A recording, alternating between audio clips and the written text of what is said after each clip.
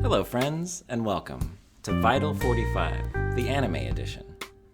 This is a podcast with an emphasis on music, media, storytelling, and as we feel, there's only so much time in a day to spend on entertainment, what you listen to, what you watch, what you read, so we like to weigh in on what we're enjoying and share it with you. There's an ongoing conversation online, around the world, with an endless supply of topics. There's so much to cover, but we'd like to here add our little part. And today, on this episode, I'm joined by my pal Tony and I as we cover our gut reactions to this new winter crop, this new winter season of Japanese animated television. So, let's begin.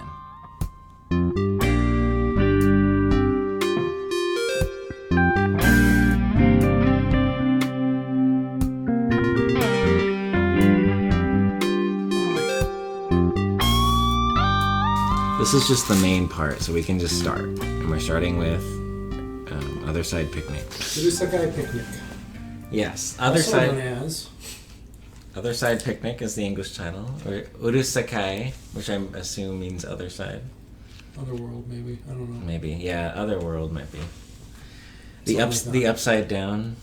Yes, that is... Upside down picnic. That's actually pretty cute. I mean, it is pretty much the upside down. Picnic. I haven't seen a picnic. Yeah. Picnic. The picnic has not, that shoe has not dropped, the picnic shoe. Yeah, I haven't seen a picnic yet. Yeah. So we can just run down. Otherside Picnic, it's about this girl who, and her name's Sorao. But she, it is revealed, as you're watching it, that goes to this other world and is kind of semi-suicidal and just laying in a puddle, wanting to die. Very angsty teenage sort of thing going on. And then this girl, human, spots her, and she literally was like, human? Is that a human? And her name is Toriko. And she was only surprised because we didn't yet know that we were in the other side. She was just... Yeah, she's just laying in a grassy field, puddle area, and it's bigger. It's a little bigger than a puddle, I suppose, but it's not very. It's not very puddle, big. But yeah. Toriko, this girl, she's surprised to see a human, so you're already okay, well, what's going on with that? Yeah. And Toriko, I wrote this down and I had to look it up because I didn't even know. She thought she looked like Ophelia. And I was like, who's that? And so I had to look it up, and I was like, oh, Hamlet. And Ophelia, I read all about Ophelia and Hamlet, and she eventually goes mad, as they say. Oh, you did research on this. And on this one I did, because I had a few things where I was like, I don't know what that is. And yeah, so Ophelia goes mad and drowns, and so that, inexplicably falls off a tree and drowns. She also marries her husband's brother? But I don't know that that's germane. Yeah, if that's relevant. I wondered because our main character is depressed and doesn't want to live anymore. Isn't taking it upon herself to kill herself. Sounds a little bit more like Hamlet, right? Yeah, right. So that's kind of interesting, but yeah. So that's basically the premise. I mean, they don't really set it up much, and then they end up killing one of these monsters that shows up. Semi-accidentally. Yeah, throwing some salt rocks at him. What's her name, the blonde one? The Toriko. Toriko. Yeah. So Toriko said she had heard something, I guess, and had the salt rocks prepared and ready to throw, and it worked. But yeah, foreshadowing for later in the episode. Yes. When it doesn't work. Yeah, and not to give too much away, but that's the basic premise, and I had already gone into this knowing that it had sort of a Yuri aesthetic. Yeah, so it's on my anime list, which is what I use, and I assume ANN, which you use. It probably says that it's Yuri or Shoujo Ai or one of those sort of things. Or both. Yeah. So I did a little bit of reading on some forums where people were talking about is this really Yuri, or is it just two girls happen to be in a show and they're calling it, Yuri? Because that's... And the consensus from the manga readers was that there's very little Yuri that will likely appear in this season of it. Oh, okay. If they get into a second season, we might get a little bit more actual, Interesting. shoujo eyes. That surprises me because, like, it seemed relatively light on, like, story, like, in this first episode where, like... Yeah, but it's just set up. It's world building and stuff. I guess so. I mean, I had a lot of notes about, like, why are they even... Like she mentions, Toriko mentions at one point, because they... Toriko, bird child. Okay, I got it now. I'll remember her name. Okay, well, let's back up a little bit. So first of all, they throw this salt... I guess we're just going to spoil this damn episode. They throw this rock salt. We don't have to. I mean, the first throwing, we don't have to. That's true. But they Toriko throws this rock salt at this monster, and it's like... You vaguely kind of see the monster. They're sort of like transparent, but they have like some features that let you know there's something there. And they neutralize it, and it kind of like, I don't know if it turns into or it produces this like cube that reflects everything like except the super cube thing. Yeah, it doesn't reflect humans, I guess, but everything else around it. Well, we don't find that out till later either. But yeah, that's true. But at least seemingly, first it just looks like a shiny rainbow cube. Okay, so then there's these portals, right? And so they portal back to, their, Earth, Japan, wherever they live. And they're just in this, like, nondescript room, and I was kind of confused by this room. I was like, they don't explain what this room is, if either of them live there. It's just like it doesn't look like a business or even a home, but it's just like a large room, and at some point There's some explanation of what it was. I just don't remember because it's been over a week since I watched it. That's true. But then Toriko, at some point, they realize they have this, she shows her the cube, shows Sorao the cube, and they're like, oh, cool, and then Toriko's like, oh, we can sell it, and she's like, really? But then, like, that's never established. Like, they eventually go back to the other side to replicate what they had done. It's a farm, yeah. And they have difficulty doing that, and it's a whole, like, thing, and, that part was cool. Like, they, have to figure it out. But, like, we still don't know, like, why they're doing it, Like, that's my biggest complaint with the episode is, like, I enjoyed it. I liked the characters, and I was into the other side, looked really pretty. Like the animation, and then when they went back to their world, it was kind of drab looking, and so I had this like contrast going of like the Flight of Fancy kind of sort of setup. So I mean, Soro I think says why. I don't know. Maybe she doesn't say it. Maybe it was just assumed why she's there was to sort of get away from people, and also because it's there because she heard about it, and she's like, oh well, I can go to this other side and chill in a mud puddle if I want. Yeah, and she had never... It's like she went there and saw that there were like crazy monsters at some point, right? She was checking it out and saw that, and then was just okay with that. It was like, I'm just going to lay in a puddle until like one of them kills me or something. Yeah, basically. And she had never seen a human there until Toriko, and so like that's, I'm all with it up, with that, but then it's like their motivation of replicating this experiment and like going through all this, like as traumatic as it is, I guess Sorao already doesn't really have like she doesn't really care about her life much. She's willing to throw it away, but it's just unclear with Toriko and why they would form this bond. I was just unclear on that, and it kind of bothered me. Their bond, yeah, that's true. No, I mean it's really that they sort of ran into each other. Toriko, she kills the thing, and then she finds the little rainbow shiny thing and says, oh yeah, we can sell it or whatever. Like, I don't know if you missed that when she said it the first time. Yeah. Well, she said we can sell it, and then they went back Sora was like, how do you know that? It was basically like, made some comment about, really? Like, we don't even know what this is, and you want to sell it. Well, she didn't know what it was. Yeah. But Toriko, I think, did. You think so? Okay. I think Toriko knew that she could sell it. Like, she knew that there was... She seemed very confident of that, but I took that as like... I'm not saying you're wrong, but I just took that as like... She just assumed because it was this weird artifact. But no, she seemed to know, like... That goes back to the whole thing of her having a bag full of the salt rocks. Like, she was there hunting. Like that was that's what she was there for. Yeah. I think. But she didn't have any. She hadn't successfully done it yet. Right. She had just heard things. Yeah. And, so I mean, that's a lot of happenstance going on, right?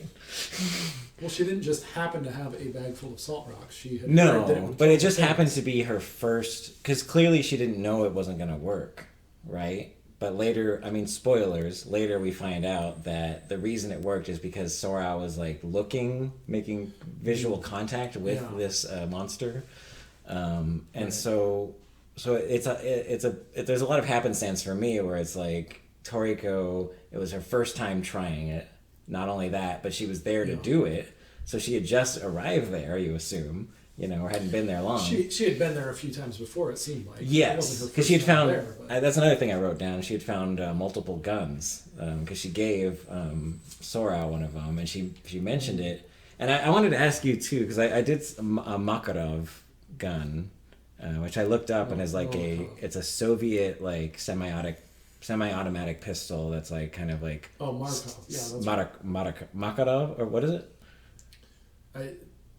Makarov? Malakov? When I looked it up, it was Makarov, but Makarov, I don't know, Makarov. That's the spelling. I sort of recognize it as being some sort of actual gun thing I'd heard of maybe at some point. But I just thought I don't know a lot about guns, but so I didn't wasn't like, oh yeah, I know that gun. But Toriko was when she pulled it out, when they get back to the real world, and like something bangs on the door, and she like pulls out her gun, and she's like, you have a gun, and she's like, oh, it's just a Makarov, like, don't worry about it, like. And I was confused by that. Is that like a less dangerous gun? What? Or that's just her personality being like, don't worry about it.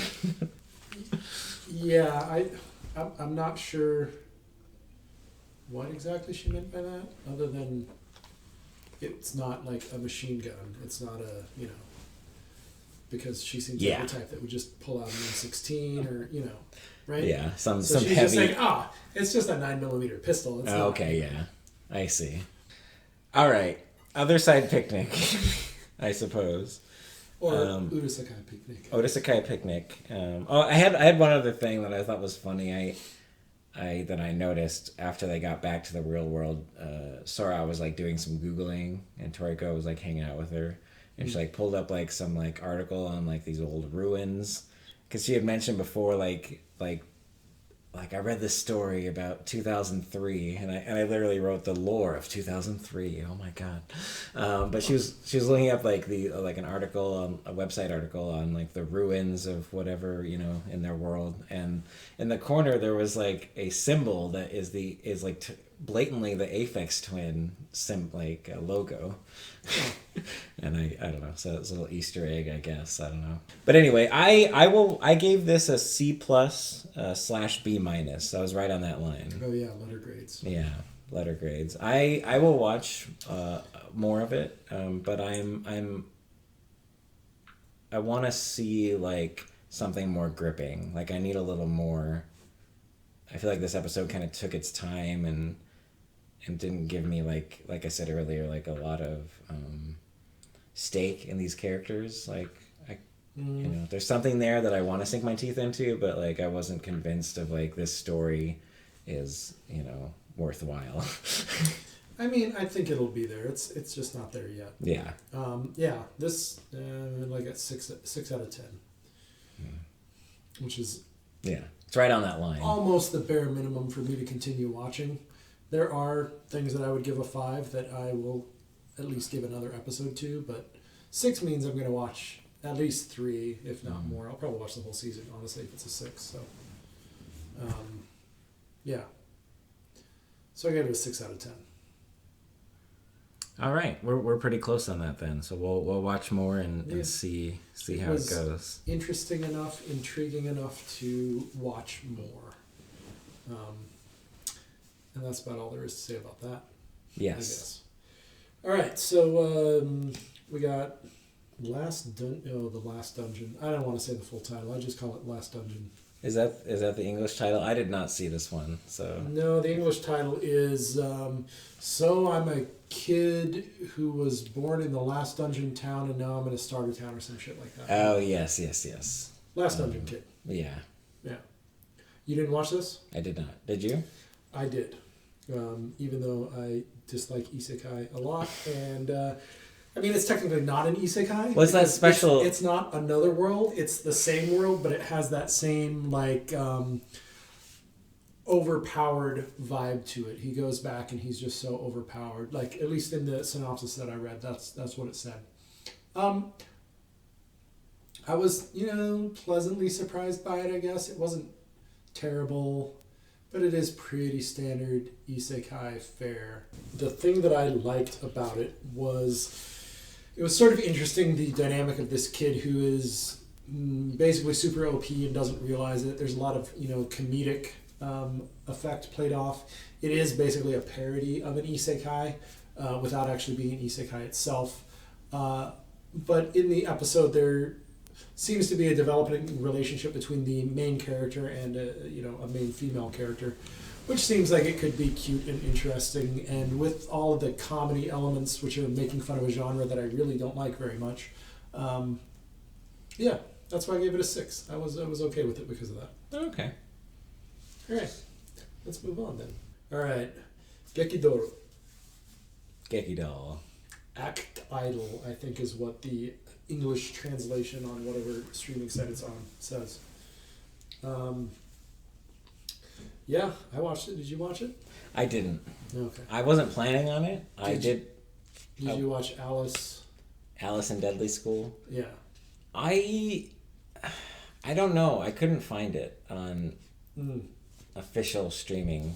That's funny. It was part of the... So there was like the preview thing where it's like the first episode plus Alice in Deadly School. So the first episode includes Alice in Deadly School. I see. Because it's like a 45-minute thing.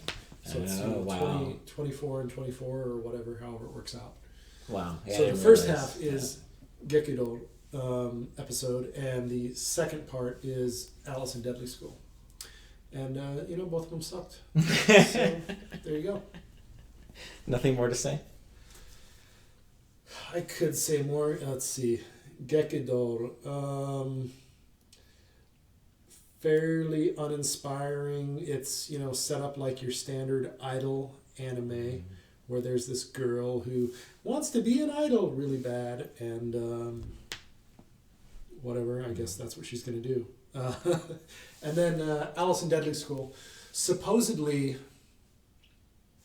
related to Gekidol somehow. Well, there's some sort of like theater, or like they put on some sort of... Right, so it's acting in like plays and stuff like that. Like that's what Gekidol is about. And then at the end of the first episode, they just said, "Hey, this is our first play. Please enjoy this presentation of Alice at Deadly School." And then it just starts into this thing doesn't look like a stage play. Their acting is just so good. It's like real. Yeah, I don't know. But that's a one-off. That's like a one-off. Does this thing just die? Okay. But yeah, so originally, when I first heard about this back in 2016, it was supposed to be like a full season of, I guess it's a 18-chapter manga. And this company who made Gekidol was supposed to be making an anime adaptation of it. And it seems like they started to work on it, and then they didn't want to throw away all their progress, so they just had it on a shelf somewhere. And then when Gekidol was coming out, they decided to use this partially completed anime adaptation to promote it. I don't know. Huh. Apparently, the thing that was aired, the 23-minute episode, was... a shortened version of what they have, and there's going to be an OVA that comes out that's closer to an hour in length with the Gekidol season 1 Okay. DVD. So that'll Blu-ray finish the release. Alice in Deadly School. So Alice in Deadly School, it's the same exact story as what we saw in the 23-minute. Oh. I believe there may be more on the end, but I think it's stretched out a bit because the editing, I mean, yeah, a lot of the stuff that I read online, people were complaining about the jump cut editing, which it does a lot, where it's like, here, let's set up the situation. Okay, and here, let's, now we're in a completely different place with completely different characters, and you don't know what's going on, but we're just going to continue acting like this is completely normal. It jumps around a lot. Okay. So it was not particularly enjoyable to watch. I want to watch the OVA when it comes out. Okay. And see if it's any better. But, I am disappointed that it didn't get its own series, because who was it that made this thing? Whatever the animation studio is, I guess, lost inspiration, or I don't know what happened. They just, literally 2016, I first heard about this anime. It was supposed to be coming out the next season, or within the next year anyway. Yeah. Maybe even earlier than that. I don't remember. Maybe it was 2015. Yeah. Anyway, so that's Gekidol. Well, hold out for the OVA. Yeah. I can't think of any reason that anyone would want to watch Gekidol, but I mean, if you like anime, not anime, if you like idol anime, it's not very good, even in that subgenre that it is trying to be in. Yeah. Don't watch it. All right, I talked about that one way too long. All right, let's talk about another one you haven't watched. I-Star-Chu, or I-Chu. Ichu, maybe? Ichu? Ichu? I don't chew, but... Hey, look, it actually has English on the title for you. Mm. It's a bunch of sexy guys that want to be idols. That are all in this school together, and they all get separated into their own groups, their own idol groups, and if you've looked at the poster, you're going to see the three. Yes, those are all boys on that poster. Thanks for clarifying. I mean, I thought that was a girl on the right when I first saw it. So, pink-haired. Yes. He is somewhat effeminate, but, definitely a male character. Yeah, and they look like college-aged. They're all high school students. They're high school, okay. Yeah, I believe so, if I remember right. It was okay. It just barely is getting another episode from me. And I would like to give you a reason why, but I don't remember. Is that another 6 out of 10? Well, that was a 5, I'm pretty sure. All right. Yeah, I believe I gave that a 5. Why was it... Why do I even want to watch another episode? I actually don't know.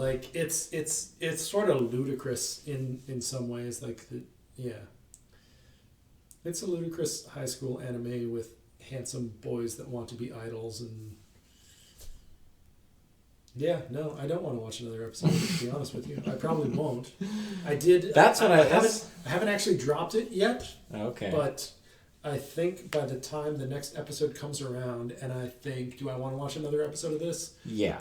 I'm gonna just say no, and I'm not gonna watch it. Yeah, and that per your review, that sounds fitting. Yeah. It wasn't. I mean, there's people out there that will probably love that. Oh, sure. Hitalia fans, maybe. I don't know. But, because they like the handsome boy animes, right? I don't know. It's just not my thing. And then Beastars, I have not seen because, I don't know. Because it's in Netflix jail in the United States. Yes, it's in Netflix jail. It's not legally available. And, but you found the spy you are, found It wasn't terribly difficult. It's available everywhere except the U.S., literally on Netflix. And I know that you have a VPN, so don't know why you haven't watched it. But it looks good. It looks promising. It's off to a good start. I have concerns, but they involve spoilers, and I can't tell you. Okay, well, I'll have to watch that, and we can talk about that in a future episode. Yeah, but it's good. It's worth watching. If you're not sure if you're interested in Beastars, Second season. I dropped the first season. I didn't drop it. I paused the first season after I think 9 episodes, and then before the second season came out, I decided to catch up and watch the remaining 3 episodes to nice. finish it. And I didn't know that. Yeah, I got 9 episodes in, and it just got into, I don't know, sort of a weird territory that I was like, I can see where this is going, and I'm not really that interested. And then when I realized that it was actually only 12 episodes and not 24 episodes, because I thought it was, going to be just continue on like that for another full half a season, or full season, I guess. I decided that I could watch 3 more episodes, and it got out of the stuff that I didn't care for pretty quickly and got interesting again. So by the time I got to the end of the first season, I was ready for the second season. Nice. And and it's delivering on its promise to be interesting and good and just beautiful animation.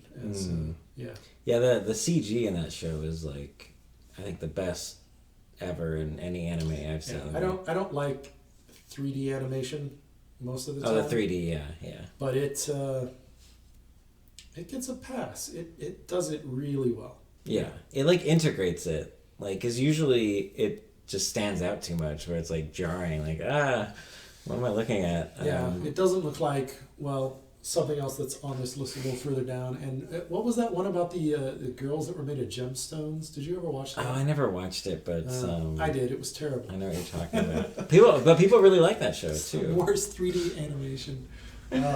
Yes, it may have a great story. I'm sorry, the animation lost me, so I never watched that. I don't even remember what it's called. But let's not talk about anime of seasons past. Let's move on to Heaven's Design Team. Yeah. Look, I said it in English for you. Nice. Tenchi Souzou Design Boo. Yes. You watched this? I did, yeah. Oh, okay. Yeah. So there we go. We got another one we both saw. One we both watched. Yeah, I mean, this show it's sort of like, you can't really spoil it because it's a pretty basic premise. Like, it's about this like team of designers coming up with animals because God is like supposedly like too busy for all that. He doesn't have time, or he's just lazy. I'm not sure. But yeah, they our main character is basically just an insert character for the audience, which is fine. It works well. Yeah, he's like a bureaucrat basically. Like, he's the voice of God to the design team and God's eyes. Yeah. I don't know. Like, he's basically a stand-in for God because I guess they can't show God for some reason, probably. But then, like, they want it both ways. So, like, when he's introduced in the beginning, it's like, he's like, oh, wow, there's a design team? How does that work? And we're like, oh, yes, please tell me. I don't know either. So it's like, okay. Yeah. He's an idiot, but he's God's communique, I suppose. Is he an idiot? I don't even think we know he's not an about idiot him to say he's an idiot. That's true. He's in the dark, like we are when it first starts, and we learn as he does. Mm-hmm. But I don't know. I liked it. It basically like is a simple formula where, like, they have a request from God to come up with some animal, and like they do it, and then there's some work, some don't, and they got to figure it out. We've got a design process of things, and there's some comedy involved in that. Yeah, and it's funny. I definitely laughed at a couple things, but like, for instance, they're eventually coming up with the giraffe. But there's but the idea is like something that can eat all these tall leaves. These tall trees have leaves that need to be eaten, I suppose. And they're trying to come up with ideas for that, something like a Pegasus that flies, or some like weird tree that can just expand. Yeah, the weird tree thing didn't make sense, but yeah, but that got approved, so I guess that's a real thing. I don't know. The weird tree? Yeah, like at the end of that segment. One of the later ones, not in that first part. But yeah, not immediately. Which, speaking of segments, this is essentially a short anime, like your 3-minute to 7-minute anime. It's just they cram several of them into one episode. Yeah. So you get a half an hour, but you're getting like 3 to 4 episodes per half hour. That's true. A lot happens. Yeah. But yeah, when they're coming up with the giraffe, one of the first iterations of the giraffe is, one of the guys comes up with a long-necked deer, which is adorable. I loved it. And but it proves to be impractical. It falls over. It doesn't have the muscular strength. Next too long. But yeah, I don't know. It's cute. Like I'm curious, like what, how it'll. I'm sure there's not going to be much more to it, but I like it. I like the science, aspect of it. I guess it could be kind of confusing for young viewers who, children who don't, know how science works and stuff. They're like, just the fact that like they're kind of reverse engineering like these animals, where it's like, we need an animal to do so and so, or like your snake is eating all my bird's eggs, and so we have to come up, and it's a clever metaphor for natural selection and survival of the fittest. And Darwin is even brought up when they go to the Galapagos Islands. Like, it definitely has like a lot of science in it, but like I feel like for a young child, not that it would be dangerous, but they might just end up confused of like, oh yeah, the design team came up with oh, Galapagos Island, I know, that's like where they they do all these experiments.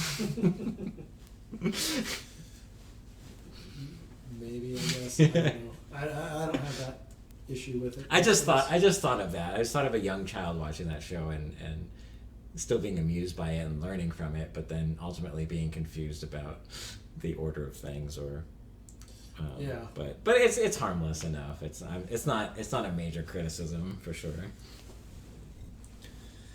Yeah, what would be my major criticism if I were to criticize this?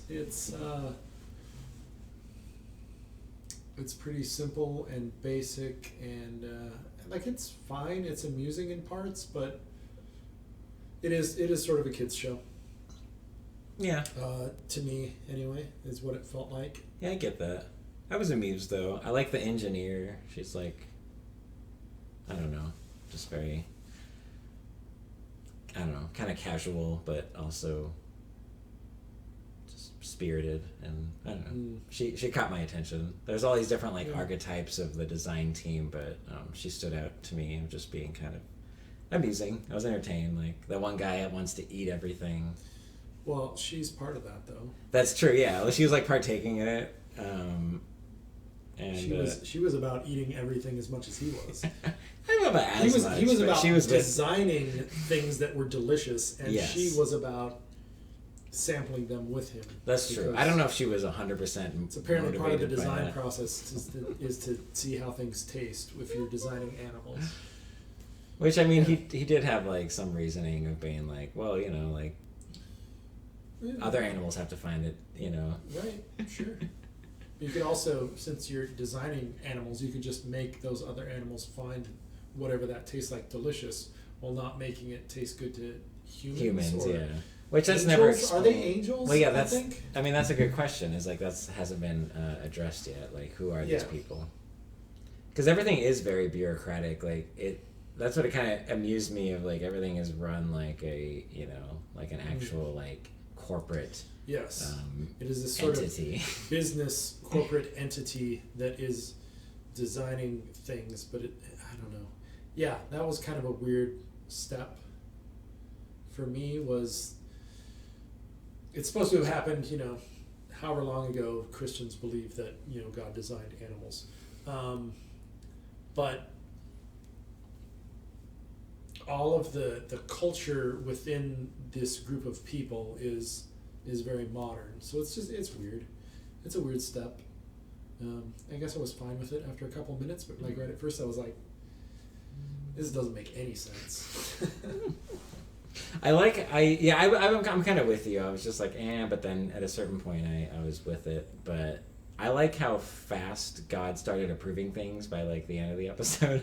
They'd be like, what if we did this? And God's like, no! Like approves it. I don't know. So I'm curious. I'll watch more of that. I gave it a solid B. Oh, I probably gave it a 5. Oh, really? I wasn't crazy about it. I think I'm not immediately going to drop it. I have to find it on my list now. Tenchi Souzou design boo. Yep, gave it a 5. It was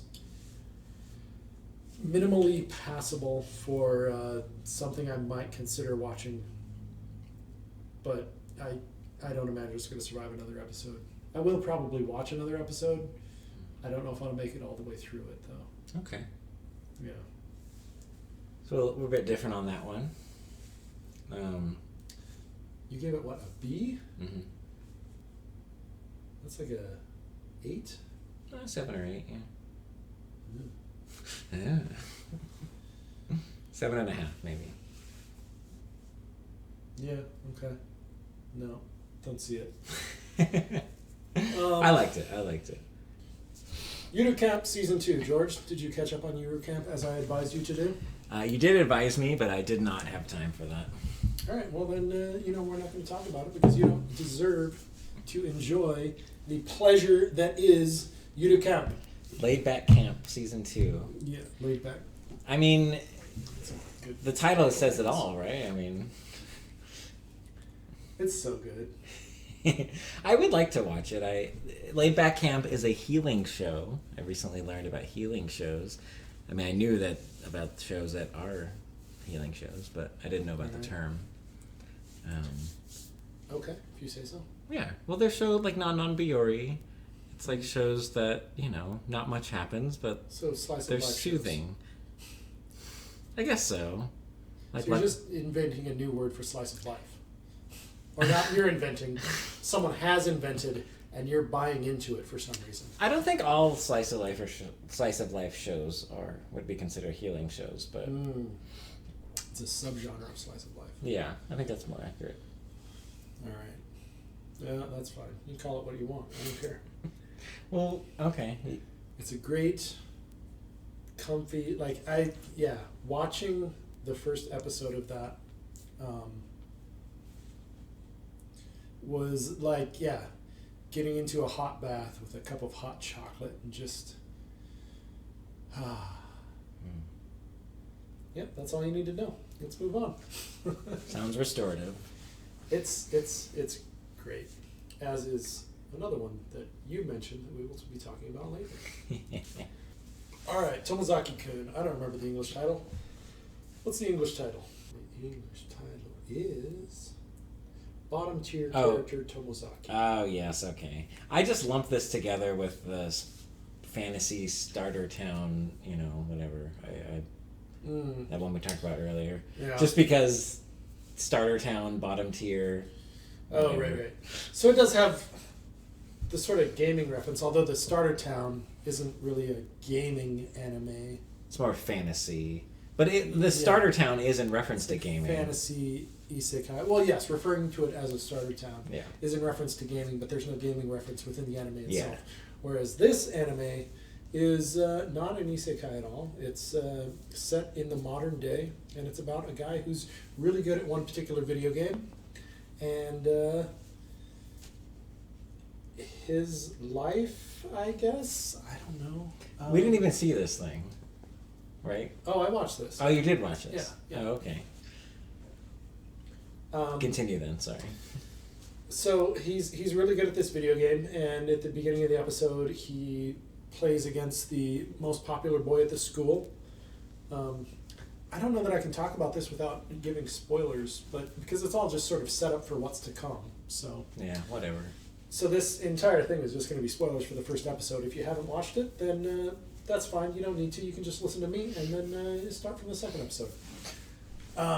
So he's playing this video game that he's very good at against the most popular boy at his school, who then, says, this game's terrible. You picked a good character. It's, gives all the excuses that you would in a video game. And our main character says, you can't call it a bad game just because you lost, because you're bad at it.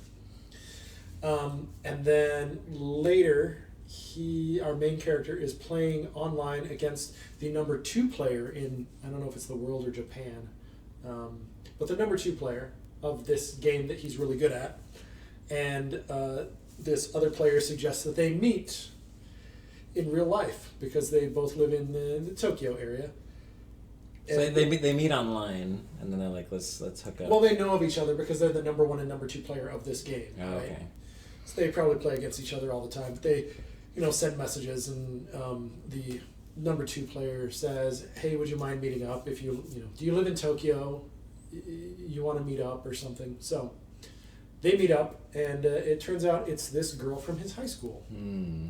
Yeah. Zing. No one saw that coming. She is introduced earlier in the episode, and it is pretty obvious that that's what we're being set up for when it happens. But it's fine. Just, move past it, move on. All right. And then, so she is also a very popular girl at the school. And he is sort of perplexed by the idea that she could be really good at a video game and also be really good at real life, which throughout this episode they compare to a video game multiple times. Like, it's like the God tier game because it's, so complex.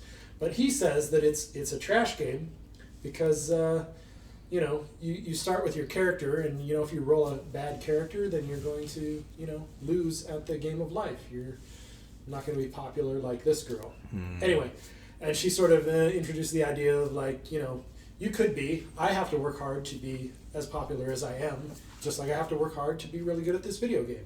You work hard to be good at the video game, but you aren't willing to, work at life to be popular. Okay. So it's a little bit of a, what is it, Pretty Woman, any of those high school makeover movies. It's a little bit of that. She's going to teach him how to win. How to adult. Well, I mean, they're high school kids, but sure. How to win at the game of life. How to max out his character. There's a lot of gaming references in this because it's definitely a gaming sort of anime. Interesting. And it was cute and it was fine. I will probably watch 3 and be done with it. I can't imagine I will watch more than 3 unless something interesting develops between them or with another character or something. Like, it's fine, but it's pretty standard fare, I think. I haven't watched it, and I don't want to, but I'm curious if you're gonna watch 3. I'm curious to hear how things progress. I'd like to know, so I'll be keeping tabs on that with you. Well, I'll tell you more about it next week. All right. I suppose. All right, next up, Idol. Oh, speaking of garbage, next up, Idols. The third Idol show. Another Idol show. This is the one that's the live capture, right? Yeah, okay. Yeah, I believe this one was a short, and it's, it's your standard Idol anime fare. It's a group of girls all want to be idols, and there's really not much interesting story going on. It's mostly the fact that it's a live motion capture anime. All of them are just people that are wearing green suits, I assume, moving around a sound stage, saying their lines, and it's all captured, and then they animate over the top of that, essentially, with a computer. They don't even hand This is the closest we can get to real life anime girls. Yeah, it's like I forget what they're called. The YouTubers, the pseudo YouTubers. Yeah, I know what you're talking about. All right. Like we should look that up so we don't sound dumb. I mean, it's not like Vocaloid stuff, right? Like Hatsune Miku and stuff like that. It's something different. It's like YouTubers they have an animated character and they use motion capture to be those animated characters. And yeah, I've heard of that, but I don't know enough about it to. All right, there's a word for it. We should cut it out, but we can just be ignorant. All right, moving on. All right, fine. So Idols. Yeah. Idols. Standard. It's short enough that I guess you could watch it. I might watch another one of it just because it's it's a good little filler, sort of palate cleanser between other things. But it's like, it really is a palate cleanser because it has nothing to offer your palate by itself. It is bland AF, as the kids these days say. So they do. All right. You can tell us a little bit about So I'm a Spider, So What? Oh yeah, the spider isekai. So it's an isekai where this person is reincarnated as a spider. Go figure. It's cute. It's a cute spider. I haven't seen it. It is cute. Actually, this one was also a little bit surprising because I don't typically like isekais in a very broad general sense. I would say I don't like isekais. Well, they have a bit of a bad reputation. But there are a few that, catch my interest. And the slime one from a couple seasons ago was one of those that was like, I was actually kind of surprised by how good it was. And this one struck me the same way. So much the same way, it's like a clone of the slime, but instead of a slime, it's a spider. There you go. That's it. That's all I have to say about it. Okay. It's the exact same anime, just a spider instead of a slime. So it's competently done so far. Yeah, but and it's got the cuteness to it, and it's got the, the main character starts as like a nothing, little insignificant nothing spider versus slime, and like is working their way up to the next level, like literally level. A lot of video game references yet again. Oh, okay. It is. I mean, it feels like just a straight up clone of that, but instead of slime, it's a spider. And there are cute moments, and there are funny things that happen, and it's interesting enough. But I've seen that show before, so. Okay. So you're saying if you're gonna go this route, watch slime. I mean, watch one or the other. Okay. But if you've already watched the slime, I wish I remember the name, the actual English name of it. All I remember is Slime Deteken is the ending part of the Japanese, but. That time I got reincarnated as a slime. Yeah. That's the English title. Yeah. Yeah, I would pick one of them, if you've seen that. Then And that's also... You're probably not going to like this because it feels like a clone of it. And if you haven't seen that, then maybe you'll like this because it's newer. And maybe you're more into spiders than slime. I mean, who's to say? Maybe. You'd be surprised how much you can be into slime. But also slime is continuing. Yes, and we can talk about that later as well. Yeah. I haven't seen any of that, but we will talk about it. There is actually, I mean, while we're here on the spider one, there's some difference between them story-wise, at least the way it looks like it's going, which I'm probably going to watch a second episode just to see if it does really veer off from being a clone.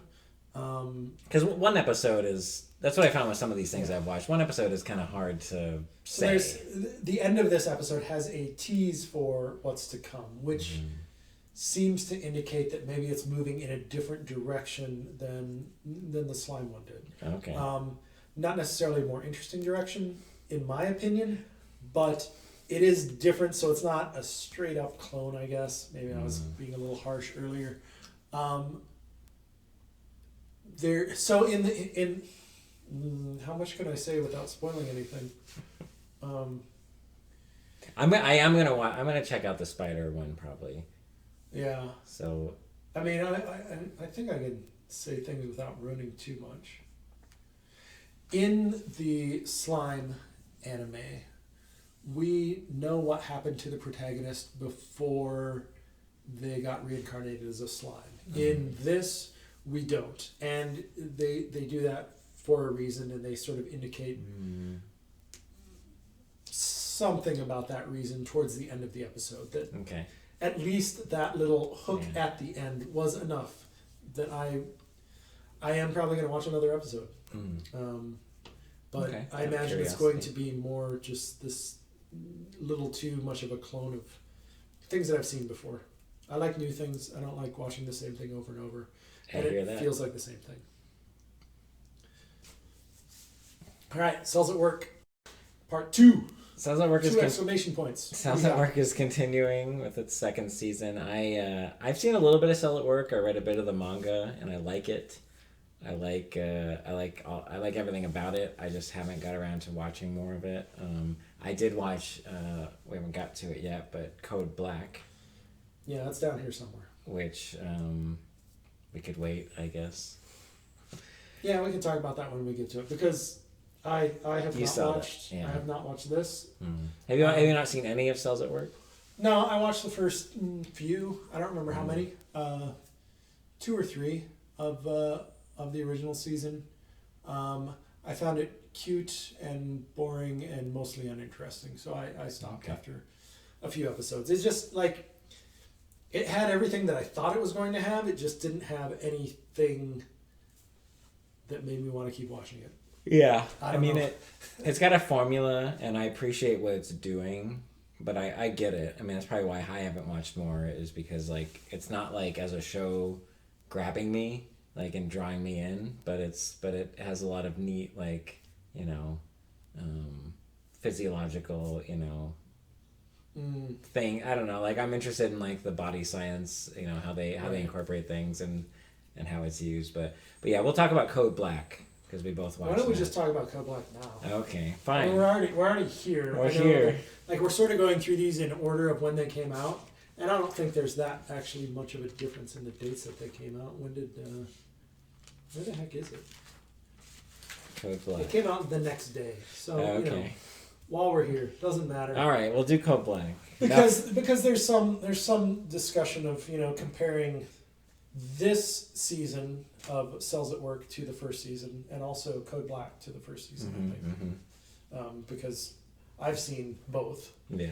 I haven't watched the second season. Of, Yeah, me neither. I didn't get Cells that. at Work. I didn't get but that. I have watched some of the first season of Cells at Work and also Code Black this season. So this Code Black, the first episode, I was after watching it, I was like, is this the best or the greatest anti-smoking PSA ever produced? I mean, anti-having fun, I think. I say as I sip my beer and... I know. The next episode's on alcohol if you watch the preview. So I was like, oh, shoot. Yeah, it's about all the horrible things we do to our body and how much our cells hate us for it. And I love because the whole premise is like a red blood cell is like newly, become a red blood cell, and they go through this whole like, training, which just consists of them watching like an intro video. It's like orientation. Like Yeah. you do I've had jobs where I had to Yeah. do that. And they're like, oh, we're going to do on-the-job training, and they just get thrown into it, and it's nothing like the video. Everyone's like pissed off and in a rush. They're all overworked. And it makes like, and I just love that because it's like, yeah, this is a failing. Because since that video was made, it was clearly like rendered as a sort of 80s or maybe even Old. 70s or something. It was an old video. Like if you've ever had one of these orientations at your work, you've probably been forced to watch one of these on a square TV, which they used to have back in the 90s and prior. It's a relic. Yeah. A CRT. It might have even actually been a CRT TV that they were watching it on. Yeah, it did look like, yeah. Yeah. Which was great. It really went for that aesthetic of like you're sitting in orientation watching this like corny video. Yeah. I forget the point that I was making. Can I get playback of the last 3 minutes of my talking? Well, I'll just keep talking, see if I can jog your memory. But we're in this perspective of this newbie who gets thrust into this body, and the newbie is thinking it's just this guy, and he's thinking like, oh, like they're gonna kind of ease me into it, and this is gonna be great. Everyone in that video was so friendly, and they were so happy with the oxygen deliveries from the red blood cells, and everything's great. Yeah. But little does he know that since that video was made, everything went to hell in a handbasket, basically. Yes. The body that we're in has not been taking care of himself. Drinking, smoking. Yeah. I think there was some indication of drug use, possibly even. Possibly. It was I was wondering too. It's very lightly hinted at because I don't think Japan would really. Yeah. Yeah. But there's definitely some things going on where like infections were sprouting up, and I'm trying to remember exactly what. But I mean, if you've never seen the show, like Cells at Work, the original, like it picks up from that aesthetic where like the red blood cells all have, they're all people, but they have their own like outfits and like they look similar, Right. and versus like the platelets and the T cells. Which so they sort of they go through that really quickly in this episode. Which I like. They kind of introduce This sort it of really quickly. introduction of the different character tiers or whatever you want to call them.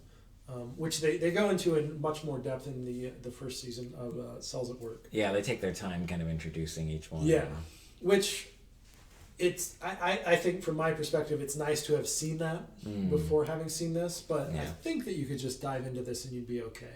I think so. You're not going to watch this unless you sort of understand the concept to begin with, I think. Yeah. If you don't, then yeah, you might be a little lost. I think you would catch up pretty quick though. Yeah. I don't think you need to have watched the previous season to watch this. Yeah, probably not. But it definitely doesn't hurt. Yeah, it would help, yeah. But it's fun. Like, they inject, like, different, science facts and kind of explain, like... I kind of like it more compared to, like, Heaven's Design Team, where they are incorporating, like, scientific facts, but there's also a fantasy element, too. But with this, it's like, it's all science. Like, everything is, they might kind of fudge some things here and there. But in general, like, a kid could watch this and actually learn something, versus versus like Heaven's Design Team, they'll learn something, but then they'll also be, there's some things left to the imagination. So, I don't know. From the perspective of this being accurate and scientific and stuff, the problem that I had with it, just one problem in particular, when there was carbon monoxide, it wasn't another character. It was this gas that came in and affected them. But carbon monoxide is a gas, so it makes sense. But in this micromolecular level that we're looking at, it didn't make sense anymore. And that bothered me a little bit, but it's not enough to make me dislike the show. That's a good point. Like, you could at least see like a little character like attaching to the red blood cells, because they were making a whole point about the hemoglobin reacts with the carbon monoxide and kind of shuts it off.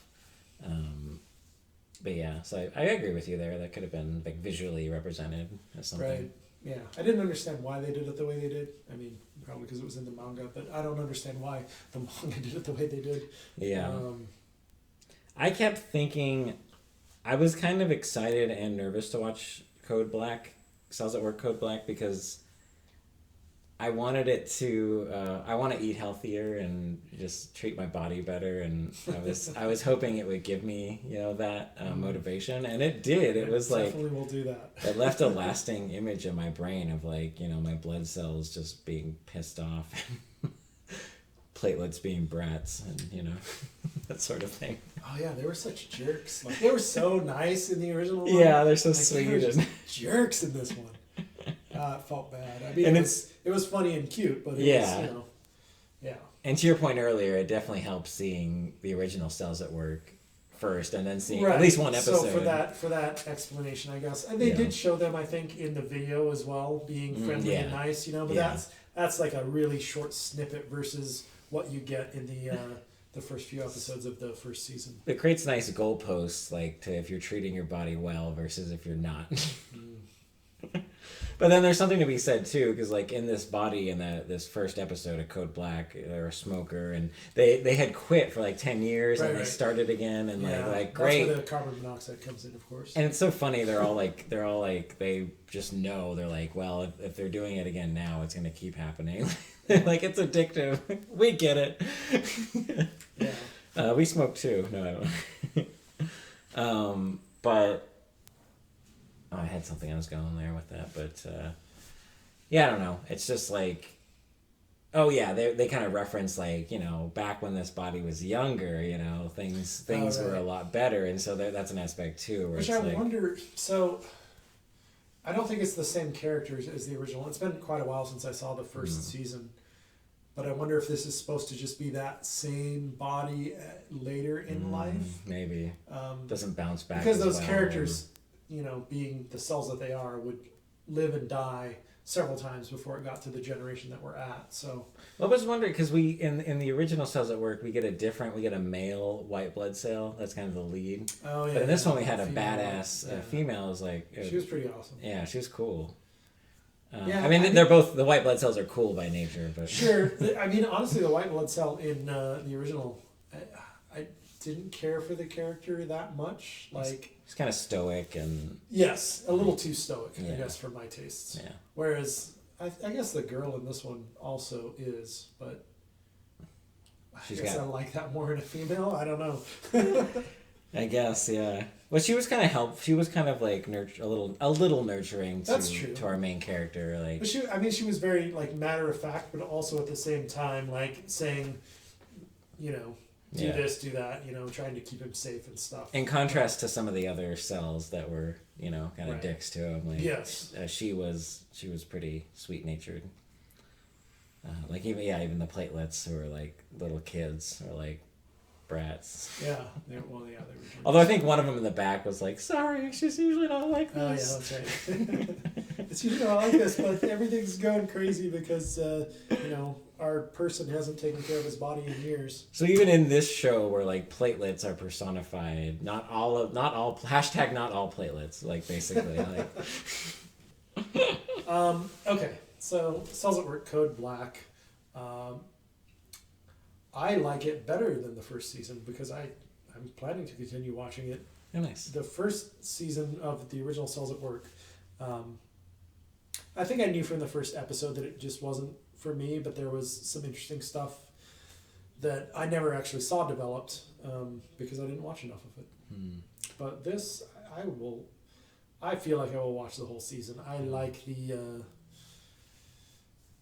this sort of self-destructive aspect of it, I guess. I don't know. Oh, almost in like I'm just watching the cells in my own body in this one. In the original one, it was all like honky-dory, someone that hikes 2 miles every day. This one you can relate this to. This one is like, yeah, I drink, I smoke, I do bad things. You vape. I used to smoke. That's true. Every once in a while I do. Still. Oh, okay. Well, there you go. Yeah, so when you light up with your occasional smoke, that's how your body's reacting. That's right. It's great. It's great to see that. Funny. I like it too. I gave it a B. I'm doing a letter grading thing, but hold on, I gotta get my phone. Yeah. Well, while I talk about my thoughts, you can look yours up. I liked it. I mean, I like the original Cells at Work, but I feel like I actually will, like you said, continue watching this because I don't know, like.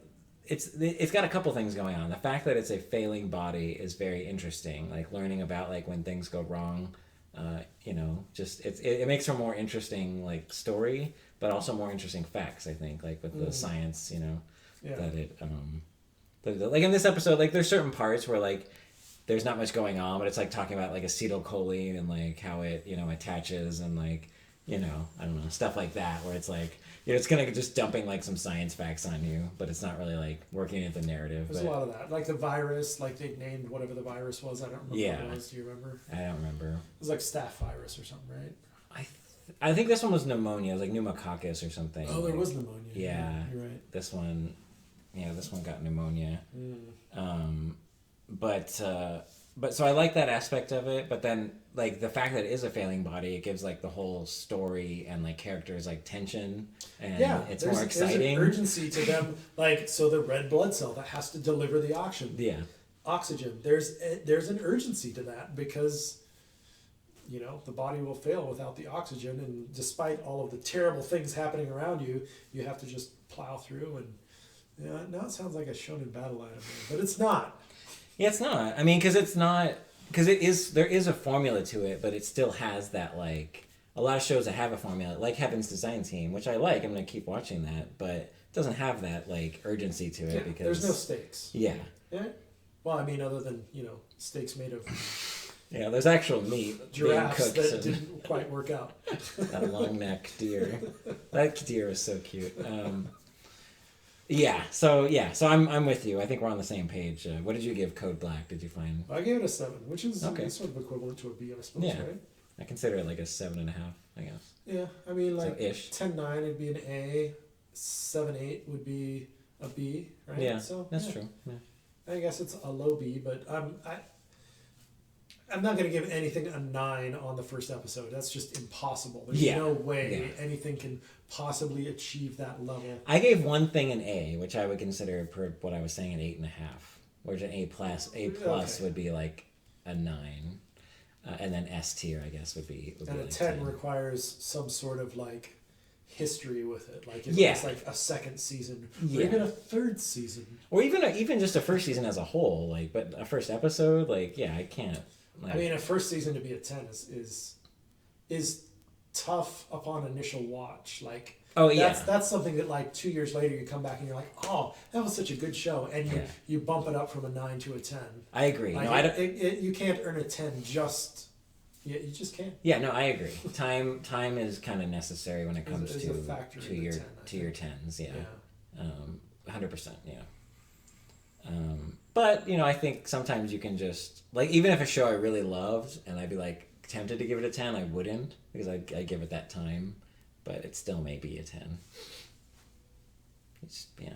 But anyway. All right. That was Cells at Work. And Cells at Work Code Black. Yes, we talked about. We sort of skipped ahead to, but we'll skip over it later. All right. Next we've got Project Scarred. I don't even know what that is. No, it's terrible. You watched it? Yep. All right. It sucks. Okay. Yeah, so I only have 4 that I dropped. This was one of them. This is literally the lowest score I gave anything that I've watched. Wow. I gave this a 3, which is really, I mean, that's hard to obtain. Like, we were talking about how hard it is to get a 10. Yeah. Like, a 5 is like, meh, but I could live without it. A 4 is like, well, that was bad. I don't want to watch any more of that. A 3 is like, it actually made me angry that I watched it. You know? Like, it just... Well, that's I wish I had more input to give on it, because it's so... It's just so bad I don't care to remember it, I think. And that's fair. I don't want to give you flashbacks, man. I don't know. Well, now I would like to talk some shit Now... about a little show called Back Arrow. Yes. I don't know. I mean, maybe people like this show. I wrote on here simplistic and bland, and I still feel that way. And it's not like it was bad. It wasn't bad in the way that it offended me, but it's just so like they set up this whole thing in the beginning, like there's these warring countries or warring, whatever. Tribes. Something, yeah. Yeah. But it's like from the very get-go, I don't care. Like, you haven't established any reason for me to care about this. I'm just like, okay, info dump, here we go. Mm-hmm. And then they start to introduce this small village, and... No, I liked the village. Yeah, the village was fine. Like, I didn't mind it. But then, like, this craft or some sort of thing, like, lands in their village. Right, which they introduced in the story about 2 minutes before the one in the village lands. Yeah, like it's like a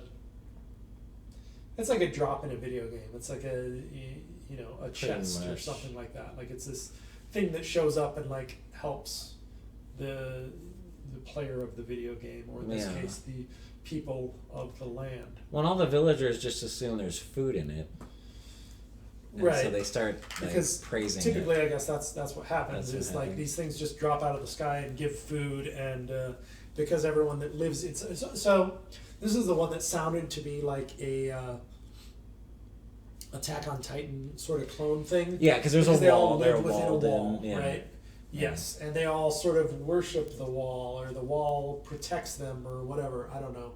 Which is, is it just the first season of Attack on Titan? Is it just this village, or is it all these warring states? Like, it's all these people live in a wall. Everyone that they know about, that they introduced, lives within lives the wall. on the wall. Yeah, and this guy comes from outside. It's a wall that's like a really big area that it covers. Yeah. I don't know if it's as big as Attack on Titan, which I've seen like on a map compared to the United States, and that's pretty big.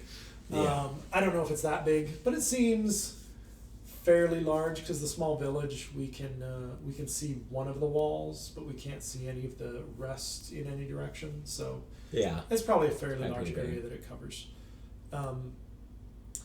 But yeah, so there's these things that drop out of the sky, and the people within the wall believe that it's gifts from the wall, because it always contains something good, right? That helps them in some way. So they don't know that it'll be food. And they sort of worship the wall as a pseudo-god, I suppose, in some way. There seems to possibly be some religion formed around this wall, which they don't delve into really deep. But nothing is delved into deep in this first episode. That's true. But it starts off like, I mean, I talk trash about shonen battle anime all the time, but it definitely has some of those vibes, but there's some things that are interesting.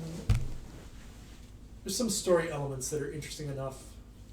I really like sci-fi, and there's some sci-fi in this. And I hate mecha, which is weird, because those two often go together, but and there's mecha, and they go together in this. And there is, I guess mecha in this. I didn't think. Well, yeah, I would have classified it as mecha when I was first watching it. That's true. But in retrospect, it does make sense to classify it that way. It definitely. Yeah, it's not like traditional giant robots fighting each other. Yeah, that's mecha. Yeah.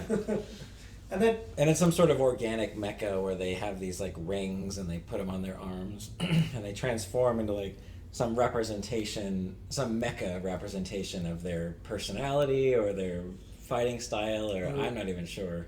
Yeah, it seems to just manifest itself like. No, there was a word that they used though. What was it again? Do you remember? Oh, the conviction, yeah. Their conviction. Your conviction, yes. And so that's leading me up to. I mean, we're spoiling this whole episode, but I do not care because I think it sucks. But the whole reveal happens where, I mean, there was a kind of a funny, like there was some funny moments where, because this guy lands in this drop thing that you yes we didn't even get into that. I know. Yes. So they finally bust it open and he's the only thing that's in it seemingly, and he's naked and he says he doesn't remember anything, but he came from outside the wall, and they laugh at him, blah blah blah. There's a lot of being naked humor. Yes, and then this one of these warring states or whatever shows up, and they're they or I guess it's not even an army, it's just some guy shows up and steals one of the rings. One of the warring states is sort of watching from the sidelines, like, oh, we'll wait until they do whatever they're doing, then we'll go in and steal it, Yeah. And that there was no payoff. But that doesn't happen. They just watch as this other random sort of vagabond dude who goes around to wherever these drops drop. Yeah. And another thing that was not set up or that we have any reason to care about. But yes, continue. Right, yeah. No, there's definitely a lot of that. Like, the initial introduction to these drops things was an entirely different nation than this nation that's watching, or this random dude. None of this makes sense, as I'm saying. I'm following it, but I saw it. It comes out of my mouth, and I realize that it doesn't really make sense. So this thing falls out of the sky, and these people assume that it's full of food because that's usually what's in these things, because that's what the wall gives them, because these are gifts from the wall. And then Goku pops out and beats someone up with his mecha transformation dude. Episode done. Yes, but then but there was a funny part that I liked, a funny transaction where this guy shows up and he steals one of these rings. They have these rings. Another thing that wasn't really well set up. He puts on one of these rings. He turns into like a mecha representation of his conviction. Like, okay, yeah, we all understand what I'm talking about. And then. Sorry, I walked out of the room, but did you say he steals one of the rings? Doesn't he? No. Or he has his own? Or he wants to steal one of Which theirs. guy are you talking about? The guy that just shows up randomly. Oh, he had one. Them. It was in his. So he went looking in his craft to the drop vessel to see if there was anything that could help with the situation, and he finds a ring, because why wouldn't there be one in his? So he does technically steal it, right? He gets into that. Well, I mean, it was his craft that he was in. He doesn't remember anything, so he presumably presumes that it. I'm not talking about that dude. I'm talking about the other, the guy that just shows up and transforms. Oh, random dude that shows up. He has his own ring. Is that he has his own ring. He comes with his own ring. Okay. He goes around with his ring and he finds these drops and he steals them from people. And, so he was all prepared. He was all prepared to do that. Yeah, that's what he was doing. So he transforms, and then this girl who was like the daughter of the chief is like, she gives. This is where I laughed. The one part where I was amused by this episode where she gives him her dad's underwear. The underwear. So this is back to the naked humor that we mentioned before. Yeah, which they did set. This is the one thing they set up was the nudity humor. Yes. That's the only thing that was set up. So she hands him her dad's underwear, and then she proceeds to say, like, I'm the chief now. I have to protect the village. Okay. Right. And so she puts on a ring and transforms, and she's got a cute like robot mecha thing. But then our dude, the main, our protagonist who like doesn't know anything and like is, how do you relate to this fucking guy, right? Already. Well, we don't know anything either, so he's. Yeah, but it's he's the audience in a character. Like we've just been dropped into this world knowing nothing, and all this crazy shit's happening around us. That's where he's at. Yes, yeah, that is true. He's much more of a cocksure douchebag. Yes, yeah. It's like the audience is meant to be in his perspective, but then it turns out he's this badass hero, and it's like, well, none of it was earned. But anyway, he continues to just hold the underwear. He doesn't actually put them on. Correct. Yeah. And so this is the one that whole transaction I found amusing. But then I got really annoyed. Like the whole reveal, basically, this girl who transforms, getting her ass kicked, and so he eventually, like you were saying, finds the ring. Right, goes to his vessel, finds the ring, and puts it on and transforms, and so he saves her, which is cool. But then he's fighting this other dude, and the other dude goes to hit him, and he can't, essentially because he has no conviction. Because when he went to put the ring on, he was like, this'll work, probably.